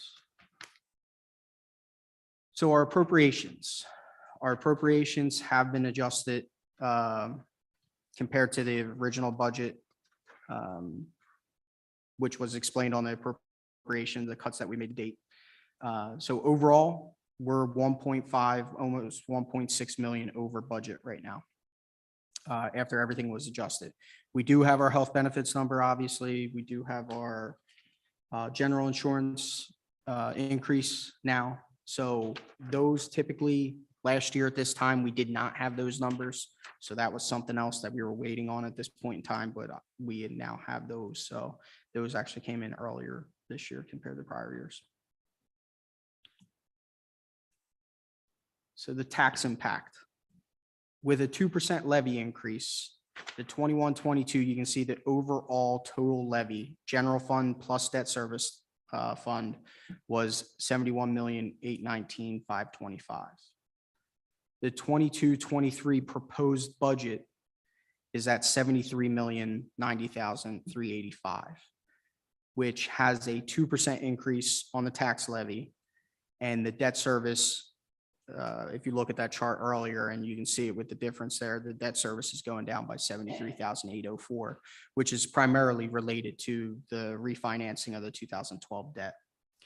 So overall, the effective rate is 1.77, and the tax impact on the average assessed home would be roughly $100 across 12 months. So that's an annual amount there. The way I typically do this is I just do it for assessed value for every 50,000, but we can certainly update that as needed. The 22-23 ratables, we do discuss that number with the township CFO to make sure that we're using the same number that they are using in their budget process. That number, you can see the note there down at the bottom, the 22-23 ratables are estimated pending May finalized appeals. So I'll have conversations with the township CFO as we go along to make sure I have that updated number. So the next steps for discussion. Number one, the primary thing that we have in front of us is state aid. Where is state aid going to fall? Because that's going to dictate a lot of what we need to do over the next days and week and a half, really, because we obviously March 22nd is a tight turnaround and we need to get to a balanced budget by then. So the state aid is going to have a large impact on that. So I'm hoping that we have that by March 10th. Typically, it's within 48 hours. Sometimes I've seen it the next day, but I'll communicate state aid out to the board as soon as we possibly can. Personnel, the budget still contains $292,500 in new personnel requests. So these are personnel that don't exist within the district currently that have been requested through either building level administrators or department level administration. The requests are listed here: 2.5 FTE special education teachers, a 0.5 FTE for a one-to-one nurse. The one-to-one nurse is specifically related to a student, 0.5 FTE ELL teacher, and a 1.0 FTE transportation dispatcher. Staffing, the other thing that could be done to balance the budget is reductions to current staffing levels to cover the deficit. And on the personnel topic too, with the new personnel requests, we're still in conversations to see if there's anything that we can move internally to make that new personnel balance out with existing personnel just by flexing schedules around. But we've done the bulk of that to cut out the original personnel request. So these positions are pretty challenging to now cut out. Transportation, we've had this discussion in the past. We can adjust our courtesy busing policy to align to state law and consolidate routes. Our current policy provides transportation for K to 6 at 1 mile and grades 7 through 12 at 1.5 miles. The state law mandates K to 8 for 2 miles and grades 9 through 12 at 2.5 miles. We are only funded for transportation aid in accordance with the state law. So anybody between the 1 mile and the 2 miles and the 1.5 and 2.5 miles is what is called courtesy busing. So the district is doing that busing on behalf, and we're not receiving state aid for those transportation services. What's the projected value of that? I think last year it was like 130, 150 roughly. 50? Yeah. Okay, and it's the same even though we've jacked up the. Yeah, it was 130. That's where the 150 is coming I in see, at. I got you. Okay. And that would be one where I would just, I know, going back to last year, what would be the impact of that beyond just, reducing the cost by that $100 and some odd $1,000? Because have we done a study to look at, for example, the increased traffic that might result in our already crowded drop off and pickup zones, those types of things? It's not just in isolation whether we should cut the busing. It's have we looked holistically at the impact of cutting the busing. Mhm. Yeah, absolutely. And Yeah, and some of that too that we're going to look at is going to be projections and conjecture and speculation. Even when it comes to, we have the bullet there too about reductions to current staffing levels.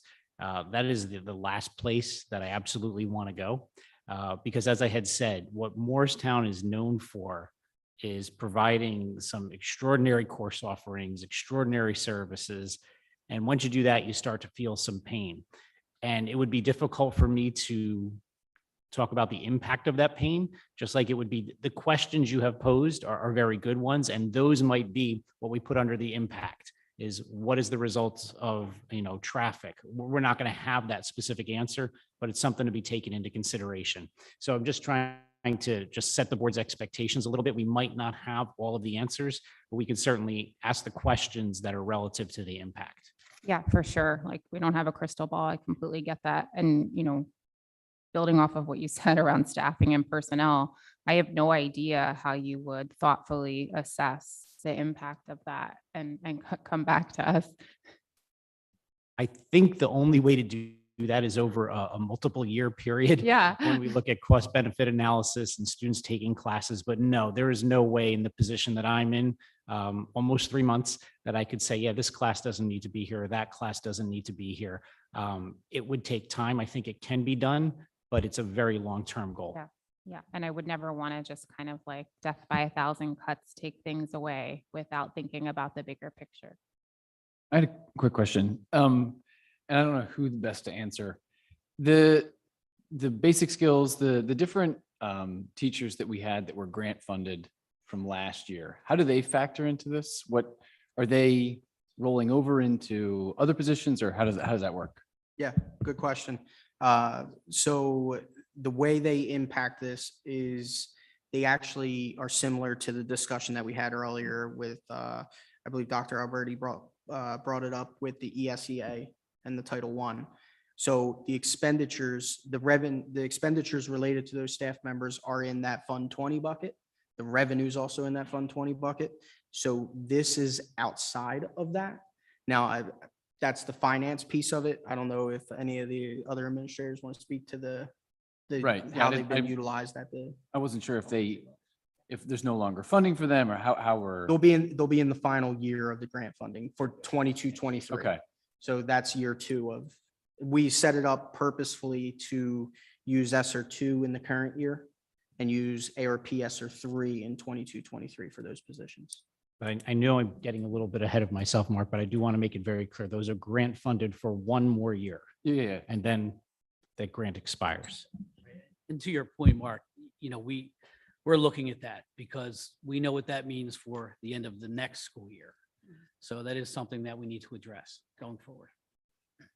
James, when you went through these new positions, you mentioned like one-to-one nurse, there's a specific student need. When you think about 2.5 more special education teachers and English language learner teacher, are there increased populations, different populations, new programs that are required for those? A little of all of that. So we have some students moving into a new school that will be, so take for instance, the high school. We have a number of students are coming up from Wams who will populate a program that's already filled, which necessitates a need for another teacher based on the number of students we are allowed to have in a classroom like that. And it's the same thing all the way through. So we're seeing programs being filled and having to add an additional section or an entire classroom. And do we currently have a transportation dispatcher, or that's a new role needed? I know. For a long time. Yeah. Yeah, absolutely. So that is a new position requested based off of taking a good hard look at that department and how it is currently structured. If my transportation supervisor wants to take a sick day, a vacation day currently, she has not done so since she's been in this district. So that's quite incredible. But if she wants to do so, it would only be the secretary covering. If both of them are out, we're in a very tight spot. So then I'm covering, and that's not a problem, but a district this size with a fleet this size, 22 bus drivers, another 20, 21, 22 on the road contractor wise, it certainly warrants a dispatcher to come in. The purpose of that role too would be to help with the summer routing, assist with the ESEA routing for ESY. So all of that would be dispersed amongst those two roles. I know we've spent a lot of energy thinking about optimizing that department, and many of us have felt the pain of less than optimal. So certainly understand that. I know it's always a touchy subject as far as breakage and retirements. Does this budget assume replacement of every position that we currently have? It currently does, correct. And I just wanted to add what Dr. Tate was speaking to and what came up a couple of times. This is just me on my soapbox for a second. I'm into advocacy, that sometimes there aren't administrative solutions for what we can do here, but we need legislation to help. I often talk about Dr. Tate and the work that he does in making sure that individual students' needs are met. If you think about it, if Morristown was accurately funded under state aid for many years, and if extraordinary aid, which specifically helps out our special students, was fully funded, we wouldn't be in these positions. So we get in these strange positions where everybody has competing priorities. But I want to let you know that that's something that I'll continue to advocate for through every means that I can to get these things done. So we don't get put into a position where special ed looks askance at general ed and general ed looks askance at special ed and saying, hey, what's going on here?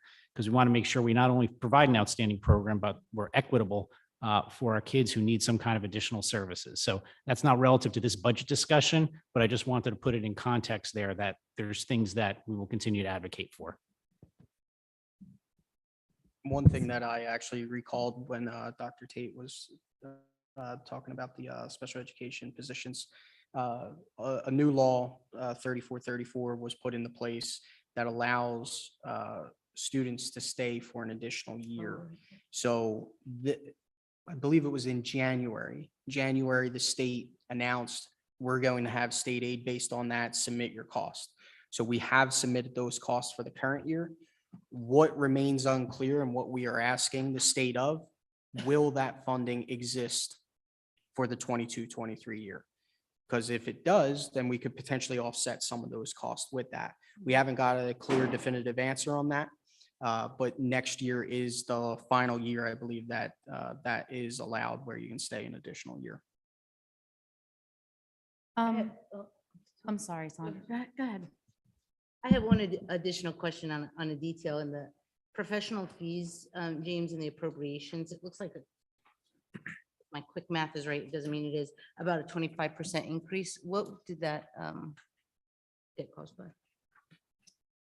So I can look into the exact detail of that. But it's not one big thing. In other words, It isn't one big thing. I believe there's a few components of it. I believe one of the drivers behind it, I believe, is something curriculum related. just the appropriations, like professional fees, which I assume is like, our contracted services, that kind of thing. Yeah, that's, We can talk about it the next round. I can definitely pull it in a couple minutes here. It's the third sheet, like the backside of it. First line of it.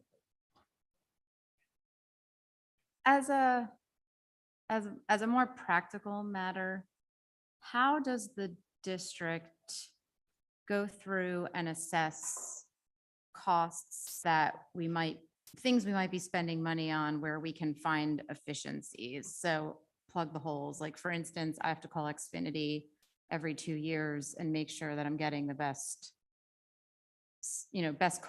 price premium that they're offering right now, or they bump up my price by 20% and I just keep paying it. So when we think about, and this might not be a good example, but like, even if we're on a cell phone plan, and I know that's probably part of a contract somewhere, but finding efficiencies in those places, like we talked a little bit about it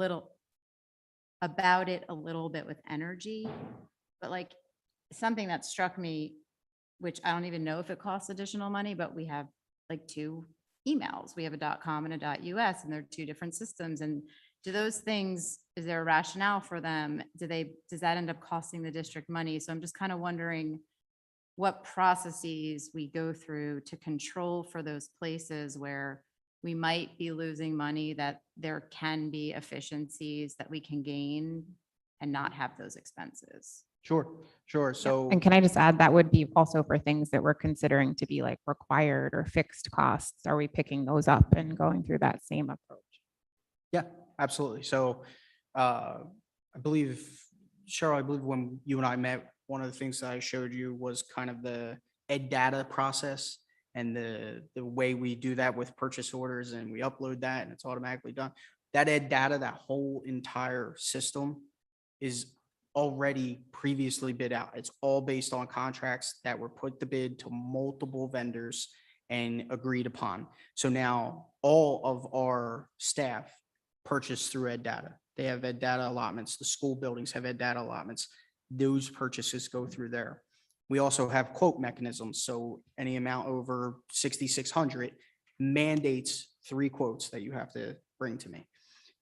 Depending on what it is, now if it's an educational type of deal, they operate under a different kind of set of rules and laws. Like, for instance, the 700,000 for the new curriculum adoption, we don't have to bid that out because we're not required to, because it's educational.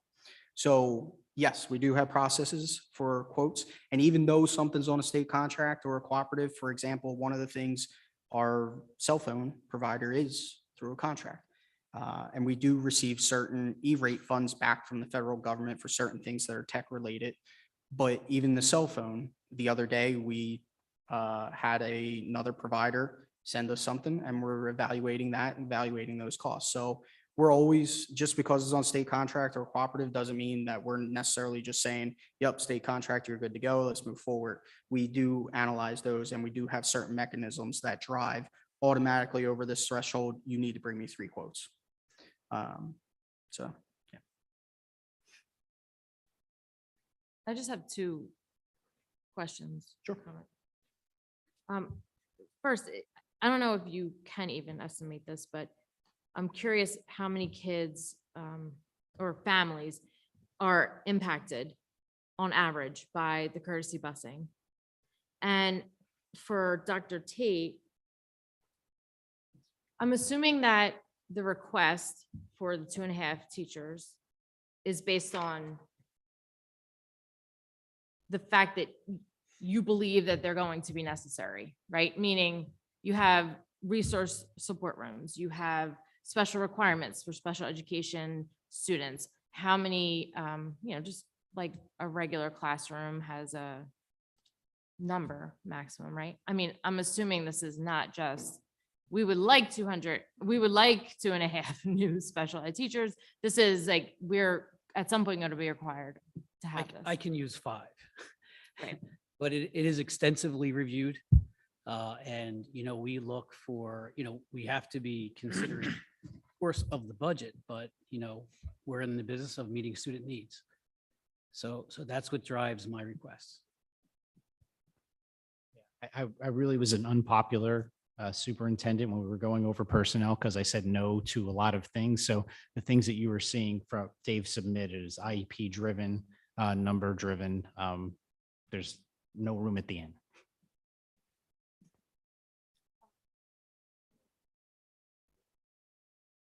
The busing. Yeah. Yeah. Yep.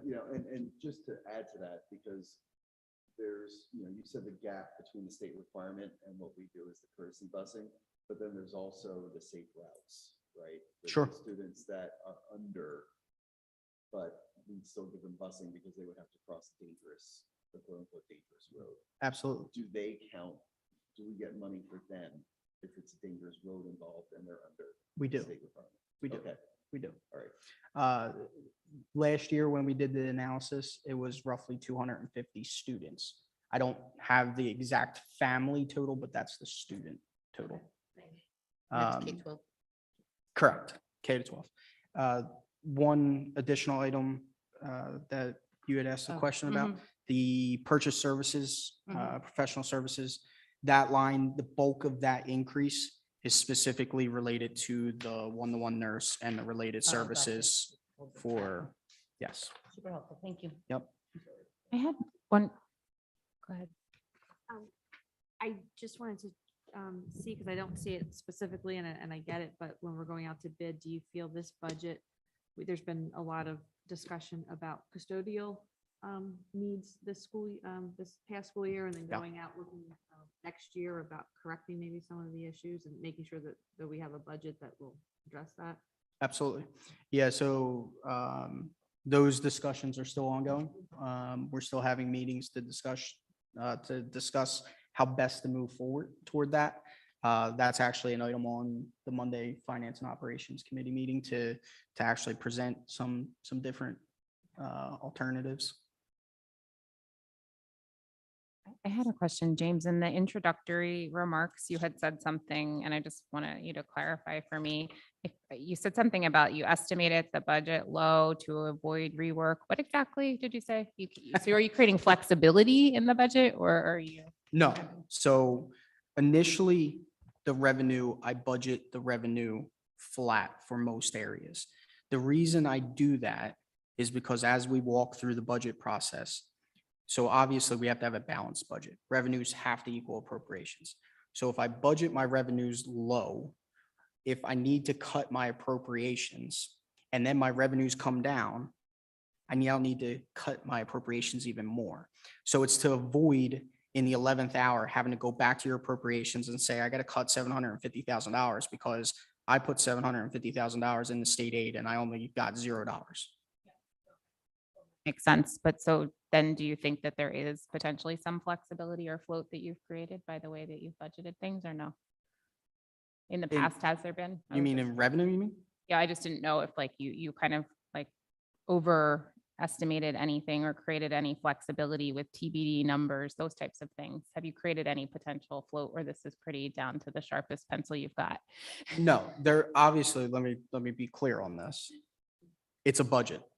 So the sharpest pencil that I have will not hit this dead on, nor should it. Okay. Because what happens when a student moves in and needs an out-of-district placement?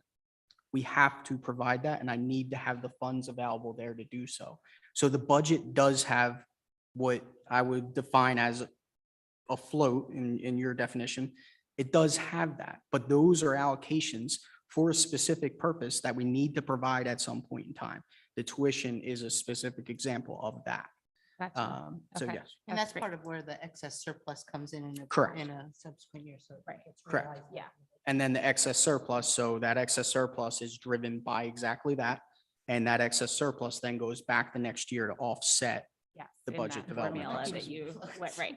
Yeah. Got it. But if we spent every single dollar that we had, that's not a good way to operate a balanced budget, governmental budget where revenue have to equal expenditures. It would get tight. We do. Yes, you do. All right. Just so- one other thing Yeah. on busing or transportation, because I know that this, again, this has been a sensitive issue in the past and I think I recall that we always get a survey of whether or not we're going to send our kids on the bus, or I don't know if that was just for COVID to determine capacity. So I'm wondering, That was specifically for Just for COVID to COVID, get an okay. idea capacity to see how much we could socially distance. okay, because originally. I'm just wondering, and I don't mean for this to sound like to come off the wrong way, but I'm just wondering how much we assess how many routes we actually need, and are the buses actually full? Because there are a lot of parents who, you know, we can see outside the high school in Wams, like, there's a lot of parents dropping off. I'm not saying all those kids would need a bus, but I think Yep. I think it'd be really important to assess the number of routes and the capacity as a first step before considering the courtesy busing. And I'm not saying that Yeah. that's not happening. It's just in my brain. So I wanted to. Yeah, and say it I out can loud. briefly explain it. It is happening in the sense of we have a good idea of what the ridership is. Then from there, we can over assign that bus route. So a school bus holds 54 students. We get assigned 60 students to it, knowing that maybe 30 of them don't ride. And so we can go up and increase the route that way. Then whatever staff we freed up, whatever route we freed up, we can use for other areas, maybe athletics being one of them. That's what we do, actually. So we already do that. The one thing I want to say with that, though, is if a student is eligible for transportation in accordance with our board policy, if they show up at the door and say, I want that transportation that day, we got to have it. So you can only go so far with that. You can't necessarily eliminate the staff that need to be there to accommodate that run, but you can use the staff differently, and we do that. James, is that just board policy or is that state law? The state law is 2 and 2.5 miles. The board policy I'm can't sorry. be more than the state law. I just meant that we have to provide busing for Yeah. anyone that is eligible It's for it. law. We can't just say, you know, in an ideal world, we take a survey and only 40% of the kids are actually going on the buses. We can't cut transportation Yeah, it's state law. in that way because of the state law. I think the alternative is you can pay somebody, you can give them cash in lieu of transportation, You can do aid in lieu, yes. which wouldn't, I imagine, be financially wise in our It's situation. $1,000 per student, and 54 passenger bus would be 54,000. So it's cheaper to operate that bus internally. Can I ask a repeat question? Can you give it to me one more time on the buckets? I can So, try. so back to the buckets. So we're looking at the general fund and the debt service, parts of the debt service bucket. And there's these other buckets like special revenue and a couple other ones that you mentioned that aren't required to be reviewed in this same way. That's the simple way to say it, right? They're not, okay. And so then what is the like oversight and management process for those buckets Does the board have any responsibility? Is that through F&O committee? How does it happen? And do Yeah. I have any obligation? Yeah, on the other items. So to be clear, the budget that ultimately we're formulating is for buckets 10 through 40, general, special revenue, capital projects, debt service. The special revenue, why it's not on here is because our revenues, we don't know what they're going to be because the federal government hasn't told us. So we budget those at 75%. We anticipate a cut, a reduction to those. And then we have our appropriations also at 75%. So they're already pre-planned in the sense of our IDA grant is used for tuition. We already know what that's going to be. Our ESEA grant is used for our ESY program and our after-school supports. We already know what that's going to be used for just based off of how we've used that in the past. So our revenues equal the expenditures in there. So that's why it's not on here, but the final budget will have that all included and the revenues will equal the expenditures and it's 75% of our allotment. It's the same way we do it every year based off of recommendations from the state. Now, the other buckets, the big oversight of that is every year I have a group of 5 auditors come in that spend 2 weeks with me going through any page that they ask for. So that's the oversight there. When they come in, they audit that. There isn't a budget necessarily because like the enterprise fund is the only fund we're allowed to operate as a true business. So what does that mean? It's not fund accounting. It has a balance sheet, it has an income statement, and it has cash flow statements. Our school budget has none of those because it's a different level of accounting. So it's different. And that's why it doesn't have that budget. When you look at their income statement, I can send it to you. When you look at their income statement, it's literally income, expenses, net profit. Our budget doesn't operate in that method.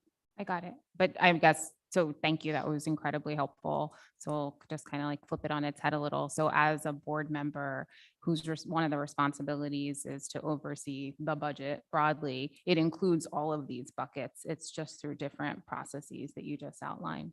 Yeah, Yeah. but to be clear, those other buckets, Fund 60, and those, the agency and the payroll accounts, Yeah. they don't have a budget. Right, There's- exactly. I get it. And that's Yeah. why it's not. Yep. No, I totally And get it. James, when you get the final allocations for the federal title grants, that shows up on a separate board agenda that we approve. Correct. That it's Got it. separate from the budget. Yeah. but it's what we approve. Thank you. Correct. And at the advice of the state has obviously conversations with the federal government quite frequently. So they know exactly what to tell us in the sense of, hey, budget 70%, budget 75%, budget 80%. So that way we anticipate a reduction. And if it comes in more, then there's more there to work with. You're welcome. Just at F&O, we got to sit through the review of the audit. Yeah. It's all starting to come together. Thank you. Yeah, you'd be forgiven if you zoned out a little bit. It's the best conversation. Yeah, not by me. The forgiveness here. It will mark I think that was my summary. That's just talk. So moving on here, the next item, and this is an item that was again on last year that we discussed, is adjustments to co-curricular and athletic activities at UES and Wams. UES would amount to 40,000, Wams would amount to 200,000. But obviously we now have pay to participate fees for Wams specifically. So that 200,000 would actually be less due to the impact of now decrease in our pay to participate revenue that we receive. Another item that we can do is we can go back to department and building budgets and make further reduction in supplies, materials, and equipment. Again, that's the 15% that we have to work with that we're reducing out at that point in time. The school-based budgets are at 0% currently.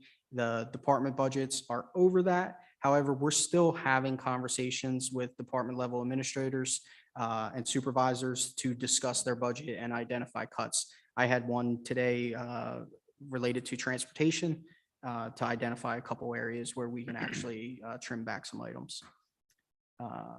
I just ask for example, the Wams $200,000, does that mean does that number represent cutting in whole, like athletic activities at Wams plus co-curricular? Is that? It what- is. Okay. It's everything athletic and co-curricular.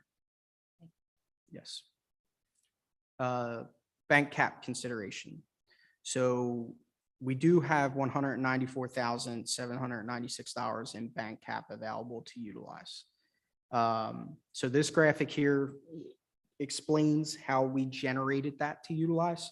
So in the 1920 year, our pre-budget tax levy was 64,259,000.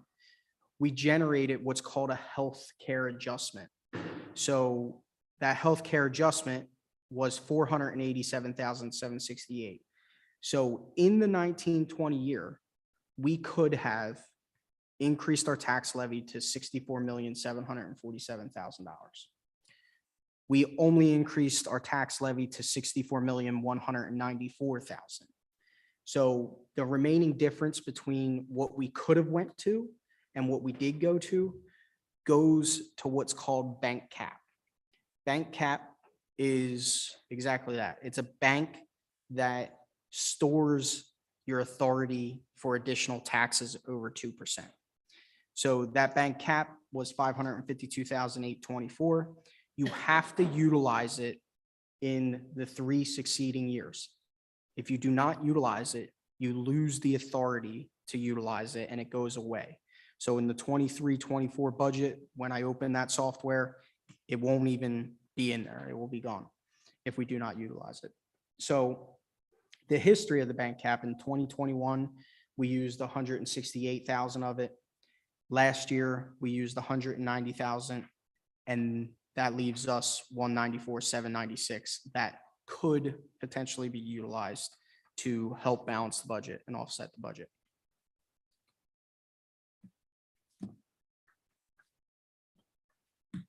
So because we kind of assume that there could be a question related to what does the tax impact look like if it is utilized? This is that same tax impact that was previously shown on a prior slide, just updated for the bank cap recognized in the tax levy. So we go from roughly $100 increase on the average assessed value home to $122. So it increases by roughly $22 a year if that bank cap is utilized to help offset the And it buys you budget. about 2 teachers. If that, I mean, that's It would. 195,000 or materials or whatever. Yeah. Right. Right. Potentially 2.5, depending on where you look at it.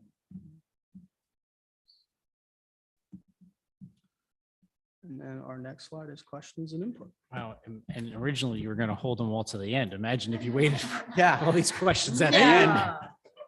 You were. You should have told us.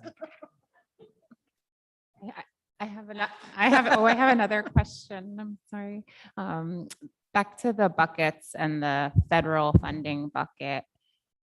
I get what you, like the food services example is a good one. So the surplus in the food services couldn't be reallocated to another bucket to spend. But is there any flexibility in the federal funding bucket to create some capacity to fund anything in here in any way, shape, or form? So the That makes grant, sense what I'm asking. yeah, it does. It does. The grants were previously approved with the basic skills instructors, the mental health professional, the unit vent at one of the elementaries. So there were specific purposes that we did approve the grants for. Now, that's not to say we couldn't go back and amend them. However, whatever we amend them, we're going to have to reduce something out there on that side because it's already dedicated. So everything has been dedicated to some specific purpose, whether it's the BSI teachers, the purchase, some of it has already been spent, the purchase of COVID supplies, PPE, sanitizer, all that sort of stuff. So if we did do any sort of adjustments, we'd have to go back and pull from there and we'd lose something on that side.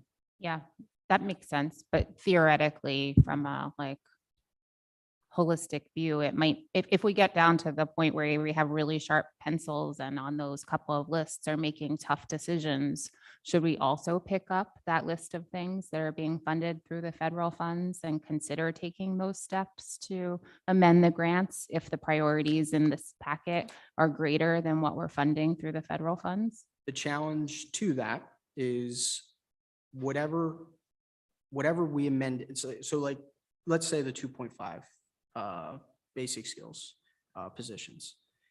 Those 2.5 positions, if we put those into the grant, next year, we then have to find a way to absorb those positions that we put into the grant back into the budget, because now that grant doesn't exist and that goes away and it's fully exhausted. So then next year, we're creating that Gotcha. problem. So you want to do one-off type of expenses in those scenarios. We did our best to keep our salary and benefits in the grants as low as we possibly could, but at the same time recognizing that those grants are specifically designed to help support students through COVID. So that's the purpose of why we brought in those positions. So you want to be very careful that it's more one-off expenses, less so than. That you're going to recurring. ultimately have to absorb somewhere because Correct, they're sustainable costs. correct. Sandra had said that bucket included the ESSER COVID funding, but is there also, I thought I heard you say there was also other federal funding that was in there. Yep. So our major federal grants are ESEA, which is Title I, Title II, Title III, Title IV. So creative. so creative. Title I through IV. They all have specific purposes. Our IDA grant also has a specific purpose. That's used mainly for tuition. So it supports out-of-district tuition that we pay for placements. It's also used for some other things internal as well, related to our preschool program, and even some of Dr. Tate's expenses related to his CST budget. So those are the two reoccurring every year unless the They federal sound like government- really fixed and there's no flexibility. is what you're Unless the saying. federal government does something, those are the two reoccurring every year that we have. The Gotcha. ESSER ones are the more one-offs. And James, if I may, for the title funds, the one where we receive the most money would be in Title I, which is approximately 80,000, 90,000, something along those lines. And, very specific criteria to use those funds. So you're talking about students, schools would become eligible to use Title I funds if they have a certain percentage of free and reduced lunch students at that school. And then even from there, students have to be academically eligible to access those funds.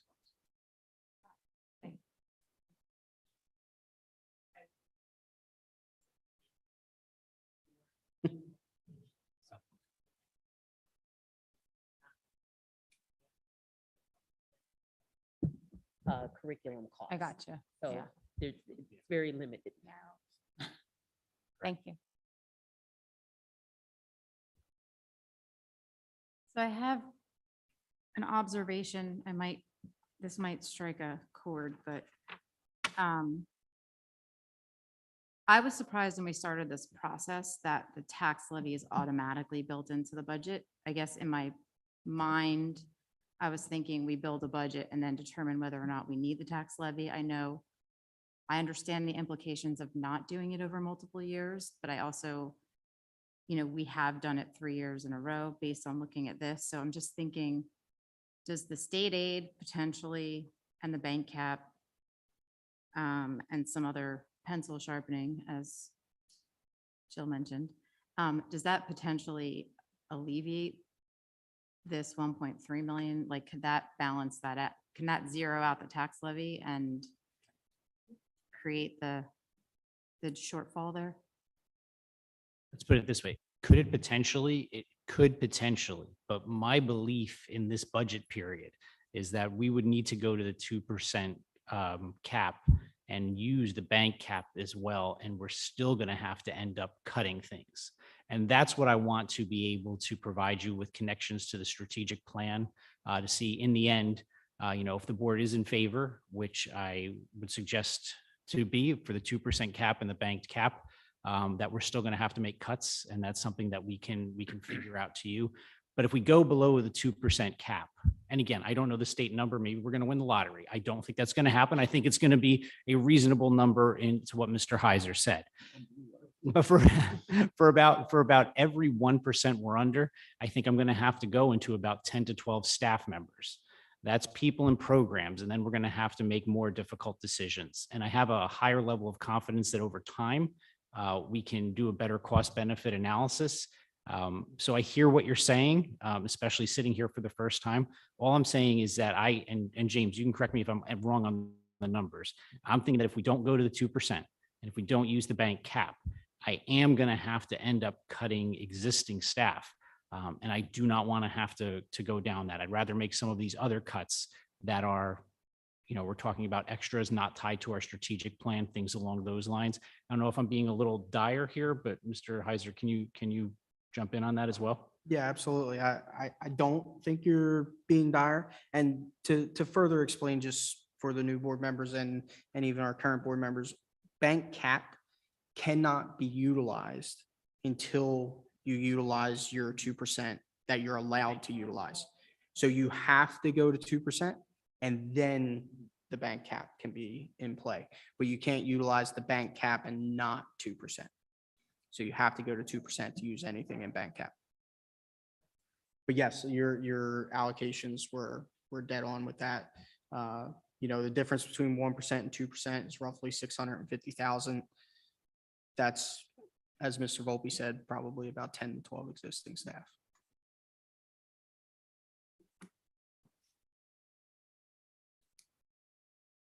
That's where I just think that being able to prioritize, and like you said, Mike, tying to the strategic plan becomes really important, and understanding what the benefit of these investments are. Absolutely. And it's something that I plan to do over time too, not just this time jumping in when I came in, but we will also have to use, again, I just want to be perfectly clear with my perception to the board, that we would have to use that tool being tied to the strategic plan to still make cuts going to 2% and using the bank cap. We're still going to have to make some cuts of things that James has put up there today.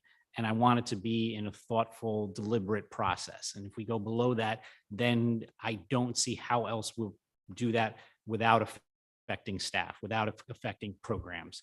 And that's the really unique thing coming here to Morristown. I think some of you know, I have 2 teenage daughters in high school who cannot come close to the classes that are being offered here. And I don't just mean the quality of the teaching. I just mean the courses aren't offered. And those are things that we have to look at over time. Are those things that we value, that is what makes Morristown special? Or do we want to cut down to the bare bones, the state requirements, and my teachers will teach those well, but what is it that makes Morristown Morristown? And that's going to be a bigger conversation over time. And if I could just add, we talked earlier about the S2 and getting back some of the money that we were owed, and several of the board members took an advocacy role in making the case for that. The other topic that some of us have made the case for is what I will say, in my opinion, is the unsustainability of a 2% cap on taxes.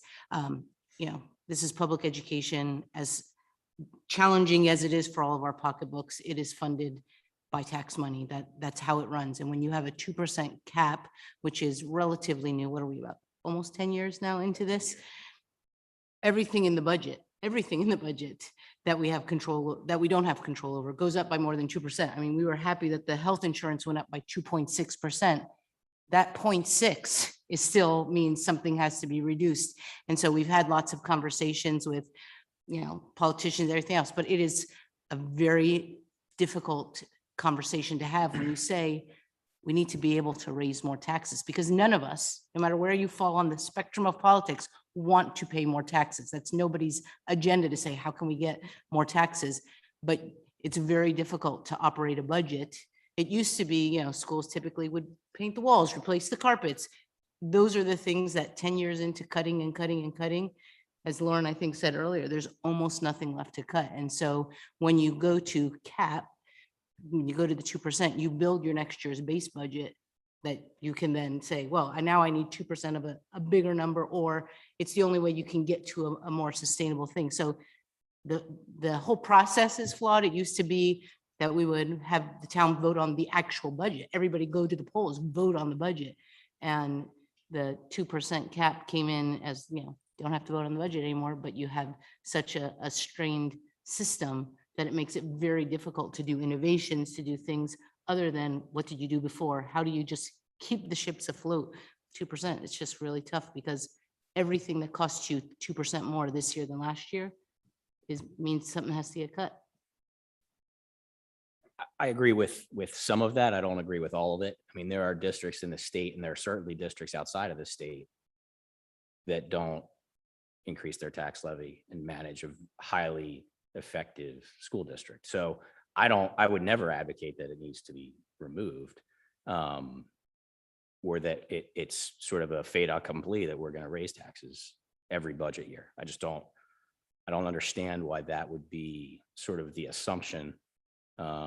We've got fewer students by a significant measure. And there are other ways, particularly with the obligations you assume by contract, to control those costs. So I believe me, I'm not suggesting this is an easy process or that there are significant challenges, but I just disagree with. It's very difficult. No, and that's great. I haven't. I don't work in education, but I know that there are other districts, again, in New Jersey and outside of New Jersey, certainly, that do this without imposing a significant tax burden year over year over year. And I'm not saying it should be that we never increase taxes. Right. I'm certainly not saying that. Right. But year over year over year over year over year, to me, it seems that we need to be relooking and reevaluating how we're spending the money. So.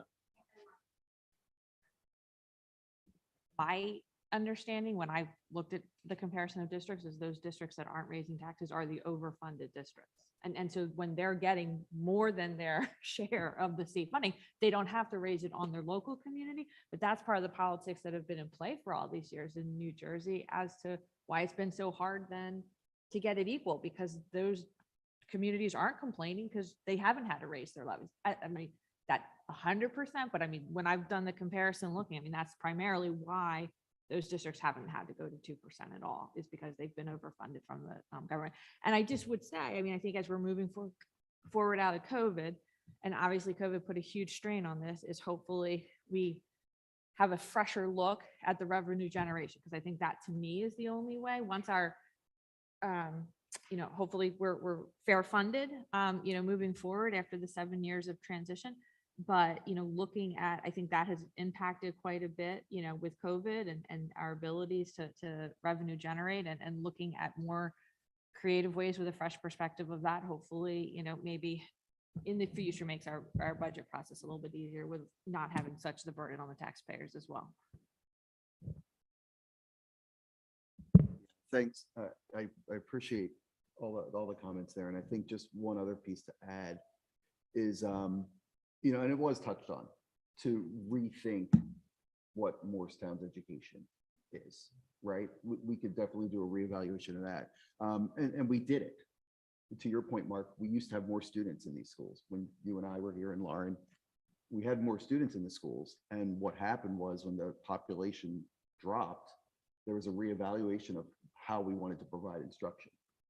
And so, we could have the conversation about looking at what we did before. Back then, it was we didn't do a lot of the special education students in-house, right? We were sending them out for specially training. We had a conversation about making it more inclusive here and bringing a lot of that in. And that impacted costs, it impacted space usage, it impacted a lot of things. But if we're really talking about, putting everything on the table, maybe that's one of the things we put on the table too, is reevaluating that. Mr. Volpe talked about the specialty, or I guess the breadth of courses we offer. That would be another thing, right? So those, yes, I know you acknowledge they're hard conversations, but let's just talk about what's hard about them. It's, doing things fundamentally differently than we've been doing them.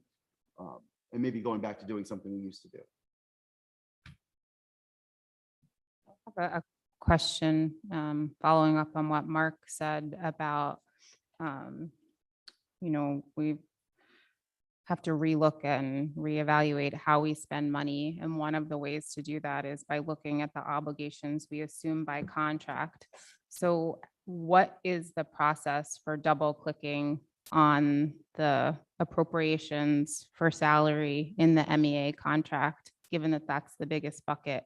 How does that happen? How do I get familiar with that as someone who's not on that committee? And how does that then line up with this budget process?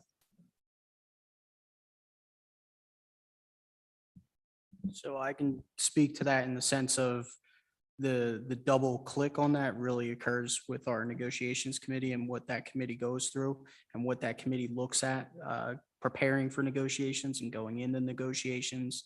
All the data, district level data surrounding us throughout the state, all of that is looked at compared to what we have and our internal data. So that really is the venue that double click occurs at. That's what I have on that.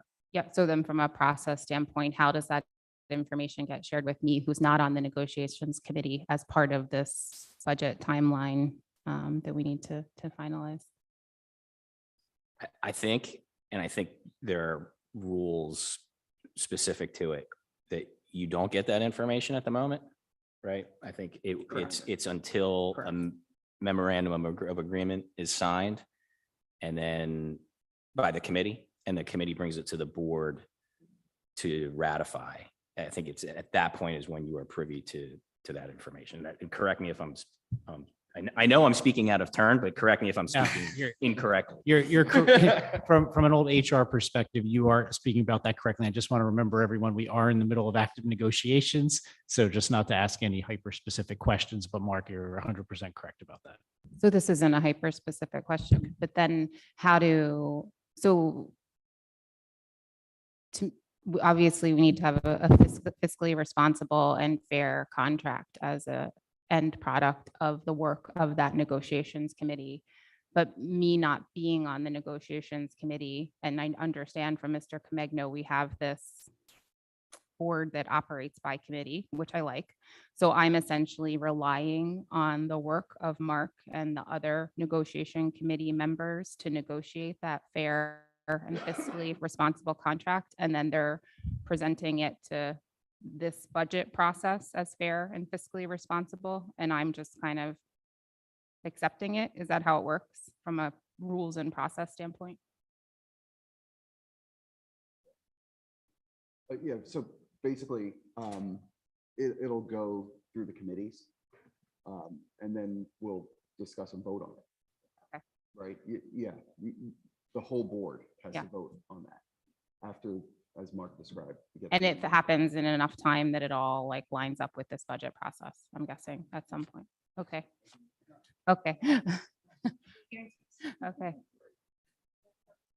Thank you for bearing with me as I'm learning the process.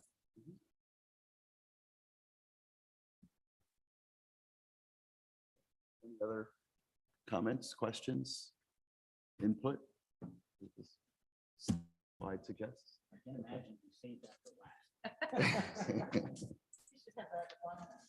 Well, I just want to say thank you. It was really helpful to be able to ask those questions throughout the way because I wouldn't possibly have been able to do it any other way. So thank you for that. Happy to help and to clarify, when I have my secretary put out the office hours, What's I'd be more than happy to discuss in greater detail. You get your fingers crossed. Well, I think, so the question over here that's being discussed is, are you looking for feedback on this process now? I think you've gotten a few questions, which give you a Yes, little feedback. absolutely. What I'm asking for as superintendent is based upon everything that you've seen throughout the process and talking about what it is, I'm looking for a budget that does go to cap, that does go to 2% and does use the banked cap. I hear everybody's concerns from both sides. And moving forward, I want to take a longer look at what we're doing, but based upon what I know right now and what Morristown is, again, even doing so, we're going to have to make some cuts from what James has shown you. But a 2% at this time and using the bank cap would be responsible. So yes, Mr. President, I am looking for some feedback if I have some consensus around that. I'll just start, having stolen James' microphone. I am in support of using the 2% and the bank cap. And I would be very hard pressed to agree to cutting extracurriculars at UES and the Wams. I think that's part of what has gotten kids through a lot of the social emotional challenges, having those opportunities.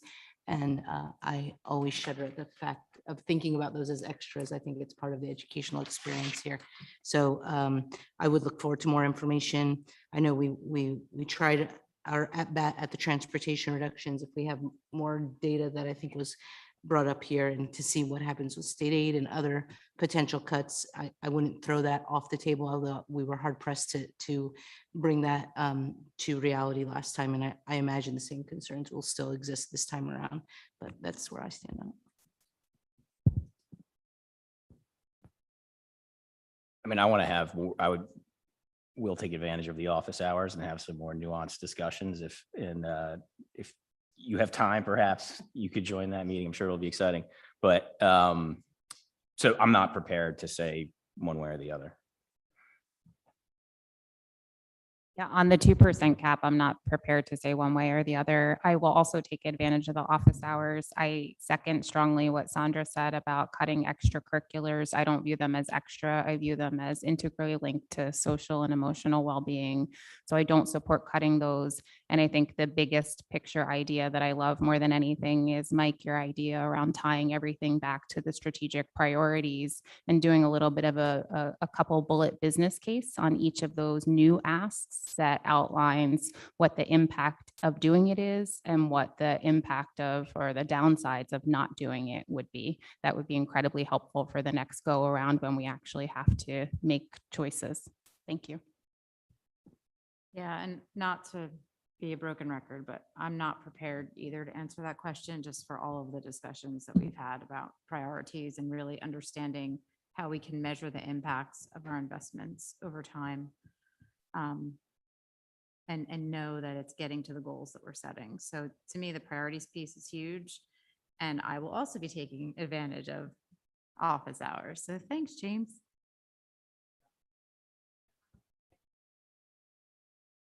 Going to the 2% and using the cap, it's the last year we can use the cap. I actually think it would be, not prudent to make cuts, especially during, all of the issues we've had with COVID at this point.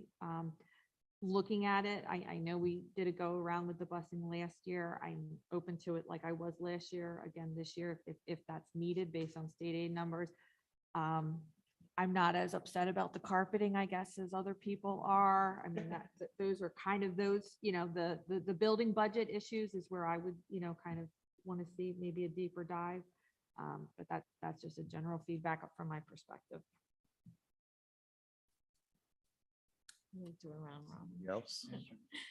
So I would say, based on the information that I have before me, that I would be in support of going to 2% and using the bank cap.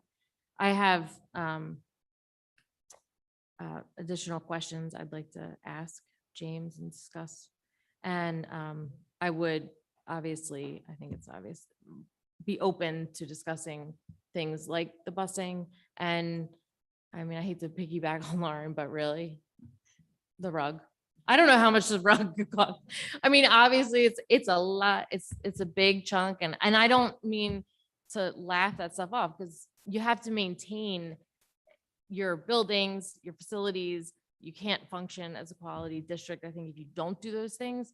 But are those things absolutely necessary this go around after we're coming out of this pandemic and facing revenue issues and all of those things?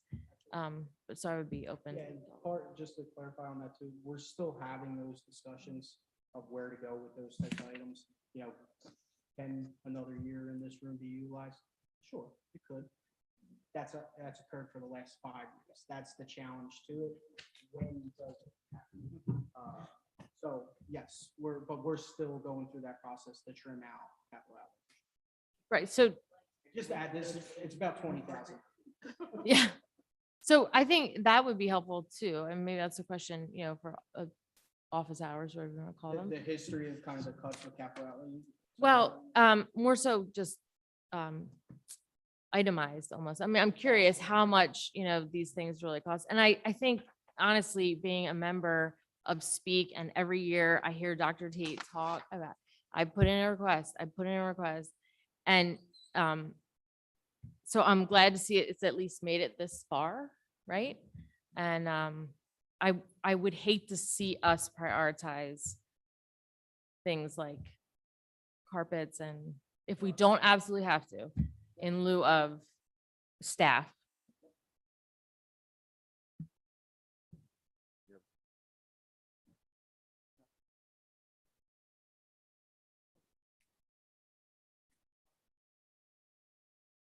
Hang on, we have, yeah, that's the next part is public comment. Okay, sorry.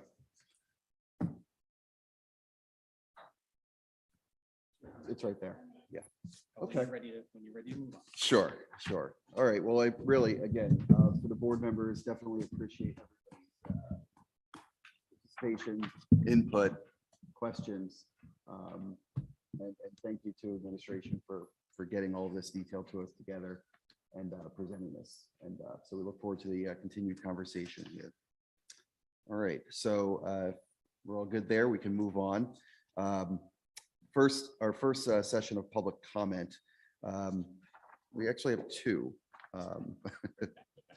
right back to back. So, but we'll stick with the. It's just one. Just consolidate those. It's just one. It's just one open and then public comment on agenda items. Okay. All right. Sorry, I misread it. Okay. All right. So then we will have a public comment on agenda items. So things that were discussed on the agenda this evening, primarily the budget. So can I have a motion to open the floor for the agenda public comment? All in favor? Any opposed? Abstentions? Aye. In favor. All right. So if you do have public comment, please approach the mic. Please remember this is not a question and answer session, it's a public comment session, section, again, on agenda items. Also ask, please be courteous and do not address any members of the board directly. So with that, please state your name and your address. You can use the mic if you like. So I came here today kind of on behalf of like the robotics team at the high school. We for a long time have been in need of more busing. Sorry, before you're going too much, just your name and address, please. Oh, sorry, I'm so sorry. Yeah, that's okay. So I'm Jonathan Bunn. From Morristown. I go to Morristown High School. Live in West 3rd Street, right up in town. And I really came here today just wondering like the specifics of how the budget, like how specific is what you guys do here? Does this go down to the department level, or would I have to look in? Where would I look in to how department level funding works? Do I continue that here, or do I have to go to other channels?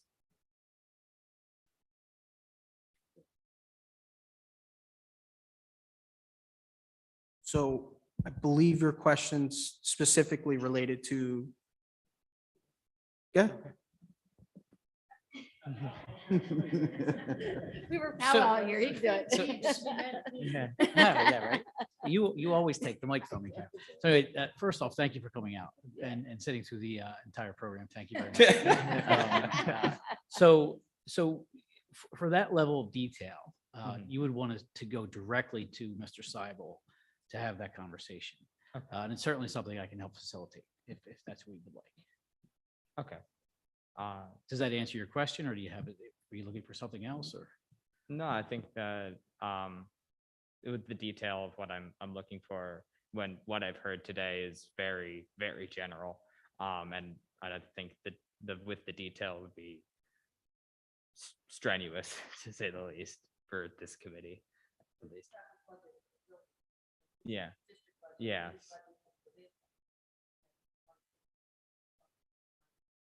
Yeah.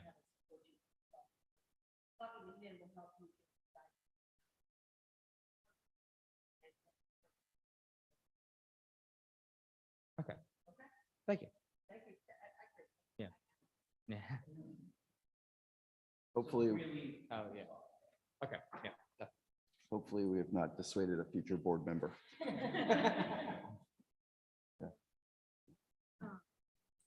I'll make this short because I know you guys have been here for a long time and I appreciate everything you guys have been doing. But my name is Mary Yanka and I'm a senior at Morrison High School. I just wanted to comment. I don't really have any questions. John kind of asked that for me. But I just wanted to say that as a few members here said, that how much they valued extracurriculars. And I just want to reaffirm that me as an individual, I really value that. And I don't know how much it's helping that I'm up here saying anything, but as a student, I just want to put that out there that I really appreciate hearing you guys say that. And that's especially sports are important as well, but especially in regards to co-curriculars and clubs, that's also important. And I really appreciate you guys recognizing that because that's one of the first times I've really heard people in administration recognize how important those are. So I just wanted to say thank you for that. And I really appreciate it. Thank you. Before we see if there are any others, I just want to thank you two for being good examples of why we're doing what we're doing here. And I guess the benefit of having the breadth and depth of offerings that we do. So thanks for being great examples of that. Any other public comment? Okay, not seeing anybody approach, so I will entertain a motion to close public comment. All in favor? Aye. Any opposed, abstentions? All right, I won't misread this one. We have a motion for adjournment. Or actually, we don't have new business on here, but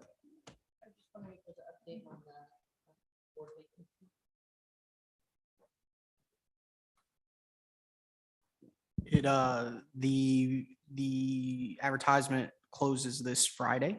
As of today, I believe I have received one applicant, but typically I get them day before or day of. So I do anticipate a few, and I believe the process that we agreed on is the same process that we took before. I'll put the information into a folder, share that out in a survey format to the board to review and evaluate. so just as a reminder, what time Friday are those due by, just for anybody maybe watching out there? Those are due by 3 p.m. Eastern. Eastern Friday, Standard. March 11th. Hand delivery only. And delivery only. Right. And just for the board, just to say, a couple had asked this question, just to say more broadly, we'll see the number that we get. In the past, what we've done is look, it's a question of time and logistics, right? If we get 20 applications, I don't know that we could get through that many interviews. So we would probably do a process where we whittle down and look at those. But if we don't get that many more, we'll potentially look through all of them. So, but we'll figure out that process once I just wanted to publicly thank all the board members for the hard work that you put in and the intelligent questions that were asked. Budget time is never easy, but more so, I want to thank the two of you for sitting through, well, how many hours have been here? Three, yeah, a long time. And I don't know if you've ever, I know the high school is a big place. I get over there pretty often and walk in the hallways. If you guys have ever seen me there, you want to grab me and talk to me about your extracurriculars, I would love to engage in a conversation with you. Thank you so much for coming out tonight. I really appreciate it. Anybody else? No? Okay. Motion for adjournment. So moved. All in favor? Any opposed, abstentions? Okay. All right. Thanks again, everybody. Appreciate everybody coming out. Meeting adjourned.